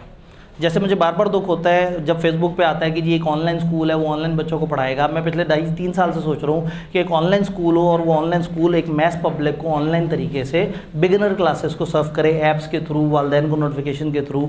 तो ऐसे में अगर मैं एक एंटरप्रेन्योरल मिजाज रखता हूँ तो मुझे उस वक्त एंटर नहीं होना जब ऑनलाइन स्कूल की मार्केट डेवलप हो गई हो और उसमें बड़ा हैवी कंपटीशन हो और मैं सोचूँ अब मैं आऊँ, तब तो वो गेम बहुत करोड़ों पर पहुँच जाएगी। तो एंटरप्रेन्योरल कंपनीज इंट्रोडक्शन के वक्त बीच में आती हैं, जब नया नया आइडिया आता है ना वो उसी वक्त आते हैं और जल्दी जल्दी से फर्स्ट मूवर एडवांटेज लेते हैं। जो थोड़ी सी कॉशियस एहतियात वाली कंपनियों पहले देखती हैं कि अच्छा ये नया आइडिया ज़रा देखें तो सही, अगर चलता है तो चलो हम भी इस आइडिया पे काम करेंगे, वो ग्रोथ के टाइम पे आती हैं। मैच्योरिटी फेज़ में बड़ा कम कंपनियां आती हैं अनलेस कि उन्हें नज़र आए कि इतनी बड़ी मार्केट है कि चलो मैं भी आके बैठ जाऊं, चलो मेरा भी फ़ायदा हो जाए। अदरवाइज जब बिज़नेस मैच्योर हुआ होता है तो नया बंदा उसमें आने की हिम्मत इतनी नहीं करता। हो सकता है लीविंग अ मार्केट का डिसीजन लें जब वो डिक्लाइनिंग फेज़ में हो। तो जब डिक्लाइनिंग फेज़ है उसमें कंपनियां छोड़ के जा रही होती हैं। कुछ सियाने क्या करते हैं, डिक्लाइनिंग फेज़ में आ जाते हैं, लोगों को लगता है प्रोडक्ट मर रही है, लोग उसे छोड़ रहे होते हैं। प्रैक्टिकली ये हुआ, ACCA आया पाकिस्तान में, तेज़ी से ऊपर गया और फिर आहिस्ता आहिस्ता नीचे जा रहा था। तमाम कॉलेजेस ये सोच के कि नीचे जा रहा है, आहिस्ता आहिस्ता निकलते चले गए। पहले सब 2-2, 3-3 हज़ार बच्चे पढ़ाते थे, अब सबके पास रह गए 4-4, 500 बच्चे, और आहिस्ता आहिस्ता हर अगले सेशन में डिग्रीज़ होते होते 100 बच्चे पर कॉलेज रह गए। कॉलेजेस उससे निकल गए, सारे निकल गए, लेकिन एक बहुत ज़ोर से उसमें एंटर हो गया, स्कैंस कॉलेज, ब्लू बिल्डिंग। वो ऐसे एंटर हुए कि इस वक्त मार्केट का 95% से ज़्यादा शेयर उस अकेले कॉलेज के पास है। वो ACCA की डूबी हुई मार्केट में से भी जब अकेले कॉलेज ने सबका शेयर ले लिया तो वो उनकी स्टार प्रोडक्ट बन गई। तो समटाइम कंपनी यूँ भी सोचती हैं कि एक डिक्लाइन हुई मार्केट में एंटर होते हैं और उसमें पुरानी गाड़ियाँ ख़रीदते हैं, उनको खूबसूरत निखार करके नई गाड़ियों से महंगा बेच देते हैं। तो ये डिपेंड करता है बिज़नेस की स्ट्रैटेजी पे कि वो कभी भी किसी भी फेज़ के साथ कोई भी खिलवाड़ कर सकते हैं। तो डिक्लाइन फेज़ और मैच्योरिटी में नॉर्मली एंट्री नहीं होती है, एंट्री इंट्रोडक्शन और ग्रोथ में होती है। ज़्यादातर लोग ग्रोथ में आते हैं और कम लोग जो ज़रा ज़्यादा रिस्क टेकर होते हैं वो आते हैं इंट्रोडक्शन फेज़ में। तो इसमें ये चीज़ें फिर इस तरह से चल रही होती हैं और देन एक फाइनली साइकिल ऑफ कंपटीशन शुरू हो जाता है। एक कंपनी बिज़नेस में काम कर रही है, दूसरे ने देखा इसके पास लोग हैं, वो भी आ गए जी। उसके पास क्यों लोग हैं? क्योंकि वो अच्छा काम कर रहा है। उन्होंने कहा अच्छा काम हम नहीं कर सकते, चलो मैं काम करते हैं, हम पैसे कम कर देते हैं। पैसे कम किए, लोग इसके पास आए, तो दूसरे वाले ने जो अच्छा काम कर रहा था उसने सोचा अच्छा पैसे कम करने से ऐसा होता है, उसने पैसे कम कर दिए। अब क्वालिटी भी अच्छी दे रहा है, पैसे भी कम कर दिए, लोग वापस उसके पास चले जाएंगे। तो इसको समझ आएगा आप कम्पीट करने के लिए क्वालिटी बढ़ानी होगी, प्राइस घटानी होगी। एक साइकिल ऑफ कंपटीशन शुरू हो जाएगा, हर कोई प्राइस कम करता जाएगा, हर कोई क्वालिटी इम्प्रूव करता जाएगा और एक बड़ी ऑप्टिमम कंपटीशन शुरू हो जाएगा। इसे हम कहते हैं कंपटीशन का साइकिल। और फिर ये रिवर्स भी चलता है, जब एक ख़ास टाइम आएगा और उस कॉस्ट में लोग नहीं सर्व कर सकेंगे तो फिर क्या होगा कि वो प्राइस बढ़ाने की कोशिश करेंगे, कस्टमर एक्सेप्ट नहीं करेगा, फिर क्या करेंगे, क्वालिटी गिराने की कोशिश करेंगे, कस्टमर दूसरी की तरफ जाएगा, वो भी क्वालिटी वो बस फिर।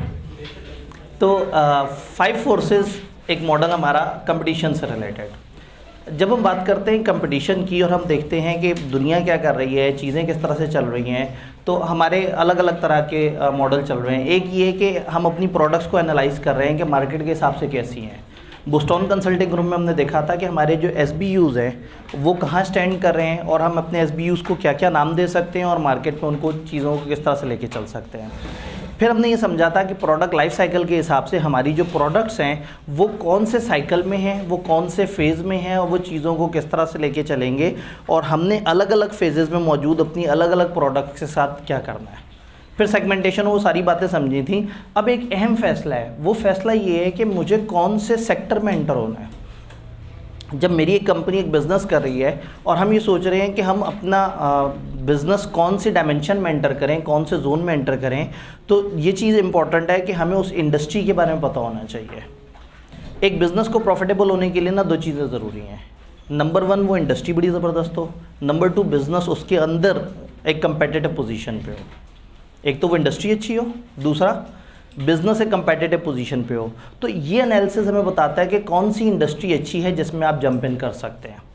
और अगर आप 2-3 बिज़नेस में हैं तो ये एनालिसिस आपको बताएगा कि आप जिस सेक्टर में, जिस इंडस्ट्री में बैठे हैं वो इंडस्ट्री कितनी अच्छी है बिज़नेस करने के पॉइंट ऑफ व्यू से। बिज़नेस करने के पॉइंट ऑफ व्यू से अच्छी इंडस्ट्री वो होती है जिसमें पोर्टर के मुताबिक ये 5 फोर्सेस का कम्बिनेशन आपकी फेवर में जा रहा हो। पोर्टर 5 फोर्सेस कहती है कि आपने 5 फैक्टर्स देखने हैं, अगर वो 5 में से मेजॉरिटी फैक्टर्स आपकी फेवर में जा रहे हैं तो वो इंडस्ट्री किसी दूसरी इंडस्ट्री की निस्बत ज़्यादा बेहतर होगी। वो 5 फैक्टर्स कौन से? अगर हम मेन बात करें तो राइवलरी का मतलब है कंपटीशन, वहाँ मुकाबला कितना है। बार्गेनिंग पावर ऑफ कस्टमर का मतलब है उस सेक्टर में, उस इंडस्ट्री में कस्टमर्स कितने स्ट्रॉन्ग है, कस्टमर्स के पास कितनी पावर और कस्टमर कितना ज़्यादा ये राइट रखते हैं कि वो चीज़ों को बार्गेन कर सकें, या कस्टमर्स के पास कितने इख्तियारात हैं। क्या वो मार्केट कस्टमर्स रेगुलेट कर रहे हैं या कहीं ना कहीं बिज़नेस के पास अपनी पावर है। इन सब के फैक्टर्स पे बात करेंगे। सप्लायर्स तो नहीं बहुत ज़्यादा बार्गेनिंग पावर रखते, अगर सप्लायर्स के पास बार्गेनिंग पावर है तो हम बड़े मुश्किल में होंगे। देन न्यू एंट्रेंट्स का खौफ तो नहीं, मैं बिज़नेस शुरू कर लूँ, कल को कोई दूसरा बंदा भी बिज़नेस शुरू कर ले। अगर मैं एक सेक्टर में एंटर हुआ हूँ तो क्या उसमें एंटर होना बहुत आसान है? अगर बहुत आसान है तो चलो आज मुझे तो सहूलत है, लेकिन ये लॉन्ग टर्म अच्छा बिज़नेस नहीं है जिसमें मेरे बाद 15-16 और लोग भी आ जाएँ और फाइनली मैं वो काम शुरू कर लूँ, लेकिन उस काम का कोई सब्स्टिट्यूट तो नहीं आ जाएगा बाद में, और अगर कोई सब्स्टिट्यूट आ जाएगा तो उससे मेरे बिज़नेस पे क्या फ़र्क पड़ेगा। तो ये 5 फोर्सेस को जब हम एक्सप्लेन करते हैं तो उसमें हर फोर्स के अंदर छोटी छोटी सी चीज़ों को जहन में रख रहे होते हैं, इसके डिफरेंट फैक्टर्स होते हैं। मैंने किताब में रादर देन इसको थ्योरेटिकली एक्सप्लेन करें, एक जगह से चोरी की हुई डायग्राम जो है वो आपके सामने रख दी। 5 चीज़ें, rivalry is the central factor, और देन 2 तरह के थ्रेट्स हैं न्यू एंट्रेंट्स और न्यू सब्स्टिट्यूट के, और 2 तरह की बार्गेनिंग पावर है, या बायर्स की या सप्लायर्स की। आप सेंटर में सबसे पहले देखें उस इंडस्ट्री में राइवलरी कितनी है। राइवलरी कब ज़्यादा होगी? जब सिमिलर साइज़ के राइवल्स होंगे। राइवल कौन होते हैं? कंपेटिटर्स। मार्केट में स्लो ग्रोथ होगी, बहुत ज़्यादा तेज़ मार्केट नहीं है। भाई मार्केट में तेज़ ग्रोथ हो तो राइवल ज़्यादा से भी फ़र्क नहीं पड़ता, मार्केट इतनी तेज़ चल रही है कि आपके पास मार्जिन रहता है। फिक्स कॉस्ट सबकी बड़ी हाई है, प्राइस वॉर्स चल रही हैं, सबके सब आपस में लड़ रहे हैं, सबके सब प्राइस के ऊपर खेल रहे हैं, डिफरेंशिएशन कम है, सबके पास मिलती जुलती प्रोडक्ट है, और हाई एग्जिट बैरियर है, उसमें से निकलना भी इतना आसान नहीं है। तो जब बहुत ज़्यादा राइवल्स हैं और निकलते निकलते भी कोई राइवल जो है वो फिर दोबारा घुसने की कोशिश करेगा और वो आराम से नहीं निकलेगा। भाई वो बिज़नेस जिसमें आप आज दुकान बंद करो और निकल जाओ, उसमें लोग आते भी तेज़ी से और जाते भी तेज़ी से हैं, और वो बिज़नेस जिसमें एंट्री मुश्किल होती है उसमें एग्जिट भी मुश्किल होता है। तो अगर एक ऐसा बिज़नेस है जिसमें एग्जिट मुश्किल है तो हो सकता है आपके कंपेटिटर कम होते होते भी एक आध दफ़ा कोशिश करें, चलो दोबारा थोड़ी सी कोशिश करके देखते हैं। तो राइवलरी कहाँ ज़्यादा होगी? जहाँ ज़्यादा राइवल्स होंगे, मिलते जुलते साइज़ के होंगे, आपस में काफ़ी ज़्यादा कंपटीशन होगा, प्राइस वगैरह काफ़ी करीब की होंगी और प्रोडक्ट्स मिलती जुलती होंगी। जहाँ राइवलरी ज़्यादा 5 फोर्सेस के मुताबिक वो अच्छी इंडस्ट्री नहीं है, एक नए एंट्रेंट के लिए वो अच्छी इंडस्ट्री नहीं है। और अगर आप ऑलरेडी वो बिज़नेस कर रहे हैं और आपने एनालाइज करना है अपनी एक्सटर्नल एनवायरनमेंट को, तो समझ जाएं कि आप एक मुश्किल कंपेटिटिव एक्सटर्नल एनवायरनमेंट में। ये एनालिसिस 2 जगह काम करेगा, नए एंट्रेंट्स के लिए भी कि मैं इस इंडस्ट्री में घुसूँ या ना घुसूँ, और पुराने लोगों को भी जानने के लिए कि मैं एक सही जगह पे हूँ या नहीं हूँ। Then threat bargaining power suppliers की। अगर थोड़े से सप्लायर्स हैं, अगर मैं जो चीज़ परचेज़ करूँ, फॉर एग्जांपल हम एसी बना रहे हैं, एसी के सप्लायर हैं ही अगर गिनती के थोड़े से सप्लायर हैं, पता लगे जी 2 सप्लायर हों जो पूरे पाकिस्तान को माल सप्लाई करते हों, तो इसका मतलब है जिस दिन उस सप्लायर ने अपना रेट डबल कर दिया, हम सब लोगों को अपने अपने एसी की प्राइसेस चेंज करनी पड़ जाएंगी। तो जब सप्लायर थोड़े हों, सब्सटीट्यूट भी बड़े कम हो, आपके पास ऑप्शन भी कम हो गया, अच्छा वो नहीं माल दे रहा, किसी और से माल पकड़ लेते हैं। तो इसका मतलब अगर थोड़े से सप्लायर हैं, आप बाउंड हैं, आपको उन्हीं सप्लायर के साथ दोस्ती भी रखनी है, उन सप्लायर के हाथों मजबूर भी होना है, स्विचिंग कॉस्ट भी हाई है, आप एक सप्लायर से दूसरे सप्लायर पे इतने आराम से भी नहीं जा सकते। देन फॉरवर्ड इंटीग्रेटिंग की पॉसिबिलिटी भी है, आपके सप्लायर इतने तगड़े हैं कि वो आगे बढ़ के आपका बिज़नेस भी उठा सकते हैं। भाई हम गाड़ियाँ बनाते हैं और हम स्पेयर पार्ट इम्पोर्ट करते हैं दूसरे मुल्क से, और एक इम्पोर्टर उससे हम इम्पोर्ट करवाते हैं। इम्पोर्टर है हमारा सप्लायर और हम बनाते हैं गाड़ियाँ। अगर हमारा इम्पोर्टर इतना स्ट्रॉन्ग है कि वो कल को गाड़ियाँ बनाने का बिज़नेस शुरू कर ले, फॉरवर्ड इंटीग्रेशन कर ले, हम सेंटर में, हमसे पीछे वाला बिज़नेस है सप्लायर ऑफ पार्ट्स, हम मैन्युफैक्चरिंग कर रहे हैं गाड़ी की और हम आगे दे देते हैं किसी और बिज़नेस को जो गाड़ियों को शोरूम पे रख के बेचता है। तो अगर शोरूम वाले को डर ये हो कि गाड़ियाँ बनाने वाला मेरे बिज़नेस में आ जाएगा, या हमें डर ये हो, गाड़ियाँ बनाने वालों को डर ये हो कि इंपोर्ट करने वाला हमारे बिज़नेस में आ जाएगा, तो इसका मतलब है हमें फॉरवर्ड इंटीग्रेशन का खौफ है। तो हम हर उस जगह सप्लायर की पावर ज़्यादा समझेंगे जहाँ सप्लायर को थोड़ा सा छेड़ा वो कहेगा अच्छा तुम साइड पे हो, मैं अपना ही काम शुरू कर लेता हूँ। कस्टमर्स इतने सिग्निफिकेंट नहीं है अगर सप्लायर के लिए अगर हमको बहुत बड़ी चीज़ नहीं है, अगर हम एक बड़ा ऑर्डर करते हैं और सप्लायर का 70% हम है, फिर तो वो हमारा भाव खाएगा। अगर उसके पास हम जैसे बहुत सारे हैं तो वो हमें ज़्यादा लिफ्ट नहीं कराएगा। सप्लायर की प्रोडक्ट भी अगर डिफरेंशिएटेड हो, एक सप्लायर से दूसरे सप्लायर के पास जाएँ, क्वालिटी का फ़र्क आ जाए, तो इसका मतलब है थोड़े से सप्लायर डिफरेंशिएटेड प्रोडक्ट के साथ हैं, पावर के साथ हैं, और हम मजबूर हो रहे हैं, तो बिज़नेस अच्छा नहीं है। जहाँ बार्गेनिंग पावर सप्लायर के पास अच्छी होगी बिज़नेस के लिए अच्छा नहीं है, जहाँ बार्गेनिंग पावर सप्लायर के पास कम होगी वो बिज़नेस थोड़ा अच्छा है। कस्टमर्स की बार्गेनिंग पावर कस्टमर्स की कब बेहतर होती है? जब बहुत ज़्यादा बायर्स इकट्ठे हों, कंसंट्रेशन हो बायर की, बायर मिलके फैसले करते हो, यूनियंस बनाई हुई हों, ग्रुप्स बनाए हुए हों, पता लगा इकट्ठे 70-80 बायर इकट्ठे हुए और वो इकट्ठे जाके कह रहे हैं हाँ भाई हम 80 लोगों ने प्रोडक्ट लेनी है, बताएं क्या करते हैं। अगर alternative source of supply exist करता है, उनके पास बहुत सारे और ऑप्शंस भी मौजूद हैं, परचेज की कॉस्ट उनकी टोटल कॉस्ट का हाई पोर्शन है।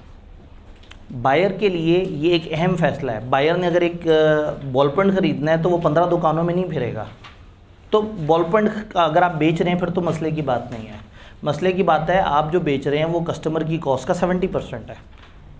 आप एसी बेच रहे हैं फॉर एग्जांपल, एसी एक इतना बड़ा फैसला और इतनी बड़ी कीमत की चीज़ है कि बायर 15 बिजनेसेस से फिरेगा, कई कंपनियों के बारे में सुनेगा और फिर जाके फैसला करेगा। तो अगर बायर के लिए वो एक बड़ा फैसला है तो फिर बायर के पास प्रॉफिट्स कम है, बायर को फुल इन्फॉर्मेशन है, तो इसका मतलब बायर फुल पावर में है। और अगर बायर इतना तगड़ा हो कि बैकवर्ड इंटीग्रेट कर जाए, गाड़ियों के शोरूम आपका बायर आपसे बनी बनाई गाड़ियाँ लेता है और आपको पता लग जाए कि उनके पास इतना कैपिटल और इतने रिसोर्सेज हैं कि कभी भी उठ के अपना मैन्युफैक्चरिंग प्लांट भी लगा सकते हैं, तो आप हर वक्त उस बायर से डरते रहेंगे। तो जिस बिज़नेस में बायर स्ट्रॉन्ग, वो अच्छा बिज़नेस नहीं है। बायर के लिए तो अच्छा है, मोनोपलीज नहीं होगी, कंपटीशन होगा, लेकिन बिज़नेस पॉइंट ऑफ व्यू से वो चीज़ अच्छी नहीं है। तो हम ऐसे बिज़नेस में सोच के जाएंगे जहाँ बायर के पास पावर हो। फिर 2 फैक्टर्स, नई एंट्री का खौफ तो नहीं, इसको हम बैरियर्स टू एंट्री भी कहते हैं, थ्रेट ऑफ न्यू एंट्रेंट भी कहते हैं। यानी कि जितना ज़्यादा बैरियर्स टू एंट्री होंगे उतना थ्रेट टू न्यू एंट्रेंट कम होगा। मैं एक बिज़नेस शुरू करता हूँ, दुकान बनाई और दुकान शुरू कर ली, कल को किसी ने देखा ये तो बड़ा अच्छा आइडिया, उसने भी दुकान बनाई शुरू कर ली, मेरे साथ दुकान खड़ी कर ली। एक ऐसा बिज़नेस जिसमें कोई भी कभी भी मुंह उठा के आ सकता है, वो एक अच्छा बिज़नेस नहीं है। और एक ऐसा बिज़नेस जिसमें आज एंटर होने के लिए मुझे 1-1.5 साल लगेगा, लेकिन मेरे बाद अगले बंदे को आने में 4-5 साल लग जाएंगे, तो यस इस बिज़नेस में मुझे टाइम लगेगा मैं आहिस्ता आहिस्ता अपने आप को स्टेबल करूँगा और मैं मार्केट में लीड कर रहूँगा, तब कंपेटिटर आ जाए हमें दुख नहीं है। तो जहाँ पे एंट्री के बैरियर्स हैं वो अच्छी बात है, बड़े बिज़नेस के लिए अच्छी बात है। एंट्री के बैरियर्स क्या क्या हो सकते हैं? इकोनॉमीज ऑफ स्केल, वो बिज़नेस जहाँ इकोनॉमीज ऑफ स्केल के बगैर काम नहीं चलता। जस्ट फॉर एग्जांपल सीए का कॉलेज, अगर कम बच्चे हैं तो आप नहीं खर्चे पूरे कर सकते, आपको इकोनॉमीज ऑफ स्केल चाहिए। तो इस बिज़नेस में वो आएगा जिसके पास वो कैपेसिटी हो कि वो एकदम से कॉलेज भर सकता हो। अगर वो नहीं भर सकता तो 30-35 बच्चों की क्लासों के साथ नहीं पॉसिबल हो सकेगा। तो ऐसा बिज़नेस जहाँ इकोनॉमीज ऑफ स्केल आपको लाजमी चाहिए, इसका मतलब है उसमें एंटर होना आसान नहीं है। अदर कॉस्ट एडवांटेज भी उसी को मिलेंगे जो बड़े लेवल पे चल रहा होगा। फिर कैपिटल रिक्वायरमेंट बड़ी होंगी तो मुश्किल होगा। एक्सेस टू डिस्ट्रीब्यूशन, एक बिज़नेस है जिसकी डिस्ट्रीब्यूशन इतनी आसान नहीं है, जिसमें पेटेंट्स लेने पड़ते हैं, गवर्नमेंट की बड़ी मुश्किल पॉलिसीज़ हैं। फॉर एग्जांपल आप अगर पाकिस्तान में कोई ख़ास प्लांट बनाएं, बायोगैस का प्लांट लगाएं, तो उसके लिए आपको को 25 तरह की अप्रूवल्स लेनी पड़ेगी। पाकिस्तान में आप प्लास्टिक मैन्युफैक्चरिंग का अगर प्लांट लगाएं, कम से कम 20 अलग अलग इदारों से अप्रूवल लेनी पड़ेगी। तो इसका मतलब है प्लास्टिक मैन्युफैक्चरिंग में बड़े कम लोग एंटर होंगे। यही वजह है कि प्लास्टिक की मैन्युफैक्चरिंग में जो भी एंटर होता है उसको एबनॉर्मल प्रॉफिट होते हैं और हमें नज़र भी नहीं आता क्योंकि गिनती के चंद लोग होते हैं। तो ये चीज़ें हैं कि एंट्री पे कितने बैरियर्स हैं। इसको हम प्रैक्टिकली एग्जांपल से भी देखेंगे, थोड़ा सा इस पर टाइम लगाएंगे क्योंकि चैप्टर 7 की एक अच्छी स्ट्रेटेजी है और हमने इसके लिए टाइम रखा हुआ था। देन न्यू सब्सटीट्यूट का, मैं अगर एक बिज़नेस शुरू करूँगा तो कहीं उसके सब्सटीट्यूट तो नहीं आ जाएंगे, और सब्सटीट्यूट आएंगे तो मेरी प्रोडक्ट कहीं क्या उनको नई मार्केट्स मिलेंगी, क्या मैं उनको नई जगह पे प्लेस कर सकूँगा। फॉर एग्जांपल हम सीए के बच्चों को पढ़ा रहे हो और हमें ये डर हो कि कभी भी सीए को एसीसी रिप्लेस कर देगा, आईसीएमएपी रिप्लेस कर देगा, तो सीए का कॉलेज बनाने वाला एक दफ़ा सोचेगा भाई सीए का कॉलेज बनाऊँ या ना बनाऊँ, क्योंकि आहिस्ता आहिस्ता लोग एसीसी की तरफ जा रहे हैं, आईसीएमए की तरफ जा रहे हैं। तो अगर नया सब्सटीट्यूट आने का आपको खौफ होगा तो फिर आप उस बिज़नेस में सोच समझ के आएंगे, ये सोच के कि can we find new markets of products, क्या हम अपनी प्रोडक्ट्स के लिए नई मार्केट्स देख सकेंगे, हम किस हद तक डेंजर है, क्या हम इसको मिनिमाइज़ कर सकते हैं। अगर इसके सब्सटीट्यूट आने का खौफ है और सब्सटीट्यूट महंगे है तो क्या ऐसा हो सकता है कि हम कम कॉस्ट कर दें और लोग हमारे पास ज़्यादा आ जाएं और सब्सटीट्यूट के पास कम जाएं। तो 5 चीज़ें हैं, कंपटीशन कितना स्ट्रॉन्ग है, बायर या सप्लायर में से किसके पास बार्गेनिंग पावर है, और नए एंट्रेंट्स का क्या खौफ है और नए सब्सटीट्यूट का क्या खौफ है। इन 5 के मल्टीपल फैक्टर्स को जहन में रखते हुए हम डिसाइड करेंगे कि हमें एक बिज़नेस में जाना चाहिए या नहीं जाना चाहिए। थोड़ा क्विकली स्टैट्स दे देते हैं। एक प्रैक्टिकल एग्जांपल है, मैं ये कहता हूँ कि अगर आज एक बंदे के हाथ में 10 करोड़ रुपया पड़ा हुआ है वो सोचता है कि मैं फ़ैन मैन्युफैक्चरिंग के बिज़नेस में आऊँ। दूसरा ऑप्शन है वो कहता है मैं कार्बोनेटेड ड्रिंक, ये जो गैस वाली ड्रिंक्स हैं, पेप्सी कोक वगैरह, इस तरह का प्लांट लगा लूँ। तीसरा वो सोचता है मैं सीए का कॉलेज शुरू कर लूँ। ये भी एक बिज़नेस है ना, ठीक है। अब आपको लग रहा है ये बड़ा अच्छा बिज़नेस है, हमसे पूछें, ठीक है। ले जी, उन्होंने कहा जी आपको क्या टेंशन है। तो असल में जब भी एक बिज़नेस थॉट प्रोसेस पुट होगा तो इन तीनों में हम ये पांचों चीज़ों को जहन में रखेंगे। थोड़ा क्विकली देख ले चलते हैं। फ़ैन मैन्युफैक्चरिंग में रेवेन्यू बहुत हाई है, 10-15 मिलती जुलती कंपनियाँ मिलती जुलती प्रोडक्ट्स दे रही हैं, बहुत ज़्यादा डिफरेंशिएशन भी नहीं है, बहुत ज़्यादा प्राइसेस के डिफरेंस भी नहीं है, प्राइस वॉर्स भी चल रही हैं। आप एक मार्केट में चले जाएं, लाइन से 15 दुकानें होंगी, हर दुकान दूसरी दुकान से 100-200 रुपये सस्ते प्लस माइनस करके पंखा बेच रही होगी। कोई 10 साल की गारंटी दे रहा है, कोई कितने साल की वारंटी दे रहा है, तो हाई है वहाँ पर। कार्बोनेटेड ड्रिंक में गिनती के 2-3 प्लेयर हैं, रेवेन्यू ज़्यादा नहीं है। सीए कॉलेज दरमियाने लेवल का है, 6-7 कंपेटिटर्स हैं। तो इसका मतलब है कि रेवेन्यू पॉइंट ऑफ व्यू से ये सबसे ख़तरनाक है, ये सबसे प्यारा है और ये दरमियाना है।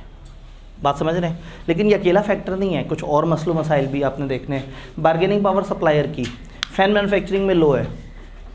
आप गूगल पे एक दफ़ा सर्च करें, I want to import fan machine from outside Pakistan, कुछ भी लिख दें, आपको 25-30 अलग अलग ऑप्शन आना शुरू हो जाएंगे। इतने सारे इंपोर्टर सब के सब मिलती जुलती इंपोर्ट कर रहे हैं, मिलते जुलते रेट पे इंपोर्ट कर रहे हैं। तो फ़ैन बनाने वाला जिस मर्जी सप्लायर से रब्ता कर ले, तो सप्लायर के पास कोई ताकत नहीं है।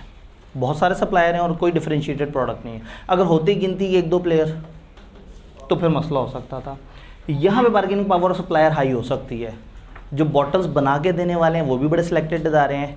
कुछ ख़ास किस्म की लिक्विड और कुछ ख़ास किस्म की ऐसी चीज़ें होती हैं जो पाकिस्तान में हर किसी से मिलती भी नहीं। तो यहाँ पे इनके पास जो इनके सप्लायर्स हैं ना, चूँकि ये एक ऐसा काम कर रहे हैं जो बड़ा यूनिक है। अगर एक ऐसा काम हो ना जो पाकिस्तान में 200 लोग कर रहे हो, उसका तो सप्लायर बहुत मिल जाता है, लेकिन जो काम ही यूनिक हो उसका सप्लायर भी इतने आराम से नहीं मिलता। तो इनके यहाँ बार्गेनिंग पावर सप्लायर की हाई है, सीए कॉलेज में वेरी हाई है। यहाँ सप्लायर कौन है? टीचर्स जान ले लेंगे, वो कहेंगे भाई बच्चे जितने मर्जी हैं, मुझे आपने इतने पैसे देने। अब अगेन सप्लायर या तो हो 200, हम कहें जी 200 ऐसे लोग हैं जो ऑडिट पढ़ा सकते हैं। पता लगेगा ऑडिट गिनती के पूरे शहर में 2 या 3 लोग होंगे और उनमें से भी 1-2 ही ज़्यादा चलते होंगे। कंपनी लॉजी कितने लोग पढ़ा सकते हैं? आप उंगलियों पे गिनते हैं, पूरे पाकिस्तान के लोग ख़त्म हो जाते हैं। फाइनल में तो बहुत ही कहते हैं। तो जब सप्लायर इतने थोड़े से हैं तो फिर इंस्टीट्यूट ज़्यादा है, सप्लायर कम है, तो फिर क्या होगा? सप्लायर कहेगा भाई मैं तो अपने हिसाब से चलूँगा। तो सप्लायर की बार्गेनिंग पावर। इसी तरह से कस्टमर्स की बार्गेनिंग पावर। फ़ैन मैन्युफैक्चरिंग में कस्टमर की बार्गेनिंग पावर भी हाई है। कस्टमर जगह जगह दुकान फिरेगा, उसने जो है फैसला करना है और उसके पास इतनी सारी ऑप्शन है, वो 200 रुपये के ऊपर भी साथ वाली दुकान से डिफरेंट तरह का पंखा ले लेगा। कार्बोनेटेड ड्रिंक में बार्गेनिंग पावर कस्टमर के पास मीडियम लेवल की है, थोड़ी सी है कि वो एक ब्रांड से दूसरे ब्रांड पे शिफ्ट कर जाए, लेकिन अगर दोनों के दोनों मिलती जुलती प्राइस पे हैं तो फिर कोई ख़ास पावर नहीं। पेप्सी दे दो जी, पेप्सी नहीं है, अच्छा चलो कोक दे दो। कुछ लोग होते हैं बहुत ज़्यादा कॉशियस, लेकिन अदरवाइज़ ज़्यादातर लोगों के पास कोई बहुत ज़्यादा बार्गेनिंग पावर नहीं है इसमें। सीए कॉलेज में अब ये डिपेंड करता है सप्लायर कितना तगड़ा है। अगर सप्लायर तगड़ा है तो बच्चे के पास बार्गेनिंग पावर नहीं है, और सप्लायर अगर दरमियाना है, बच्चा कह रहा है जी मैं इस क्लास में तब एडमिशन लूँगा जब क्लास में कम से कम 4 एसी चलते हो, ठीक है, मुझे हर दिन कॉल करके जगाया जाए क्लास में आने के लिए, मैं जो है वो उसकी तो, और मैं 15 इंस्टॉलमेंट्स में पैसे दूंगा और पैसे भी मैं 30% कम दूंगा, और जो है वो चाय भी होनी चाहिए और फलाना फलाना। अब मतलब बच्चे की फरमाइशें। और जहाँ कॉलेज के पास सप्लाई तगड़ा होगा, कॉलेज जनाब ऐसी जगह पे बैठा हुआ होगा, आप कॉलेज से कहेंगे कि जी वो एडमिशन, कहेंगे कौन सा एडमिशन जी, वो एनरोलमेंट करानी है, कौन सी एनरोलमेंट, क्लास तो फुल है। अब आप सोच रहे थे कि कहेंगे एनरोलमेंट, वो कहेंगे हाँ, फिर उसके बाद एक बार्गेन शुरू होगी, फिर कोई रेट शेट भावता होगा। उन्होंने पहले ही मुंह पे कह दिया भाईजान अर्ली एनरोलमेंट कल स्टार्ट की थी, 2 घंटे बाद बंद हो गई। आप कहेंगे ये जुल्म है भाई, ये क्या कर रहे हैं। उन्होंने कहा हमने कहा था फर्स्ट कम फर्स्ट सर्व, आप देखते लाइनें लगी हुई थी कॉलेज के बाहर। आप कहेंगे अच्छा कोई तरीका, आपको मैं खिड़की से झांक के देख लूँ, को पीछे करके बैठ जाऊँ, मैं दरवाजे पे खड़ा होकर लेक्चर अटेंड कर लूँ। कहेंगे अच्छा चलो तुम एहतियातन कुछ पैसे जमा करा दो, अगर सीट निकली तुम्हें चांस पे डाल देते हैं। अब बेचारा वो बच्चा पैसे हाथ में रख के शायद पूरी पेमेंट देके भी चांस पे है, तो बच्चा तो भूल ही गया कि वो तो बार्गेन करने का सोच रहा था, वो तो अगली जंग पे चल पड़ा ना कि मैं तो वो मुझे तो जगह नहीं मिलेगी। अब वो इस तरह की सिचुएशन क्रिएट की जाती है। अब लास्ट टाइम हमें बड़ा एहतियात करनी पड़ी क्योंकि ये एक ऐसी चीज़ है जिससे लोग ऑफेंड होते हैं, तो हमने फिर 35% सीट्स रिजर्व रखी उन लोगों के लिए जो पेपर दे के सुकून से बाद में आए, ताकि जो है वो इस तरह से परेशान ना हो। लेकिन कहने का मतलब है कि बार्गेनिंग पावर कस्टमर के पास है या नहीं है, ये वेरिएबल है, लो भी हो सकती है, हाई भी हो सकती है, मीडियम भी हो सकती है इस फील्ड में। एंट्री बैरियर फैन मैन्युफैक्चरिंग में है ही नहीं, लाख रुपए से भी बिजनेस शुरू हो जाता है ये वाला। आपको एक छोटी सी जगह चाहिए और एक छोटा सा पब्लिक डिस्प्ले चाहिए बस। पब्लिक डिस्प्ले ना भी हो, आप दुकानदारों के पास अपने पंखे रखवा दें, बड़ी बड़ी जगह पे इतनी सारे ब्रांड्स के पंखे होते हैं, आप अपना पंखा भी रख दें।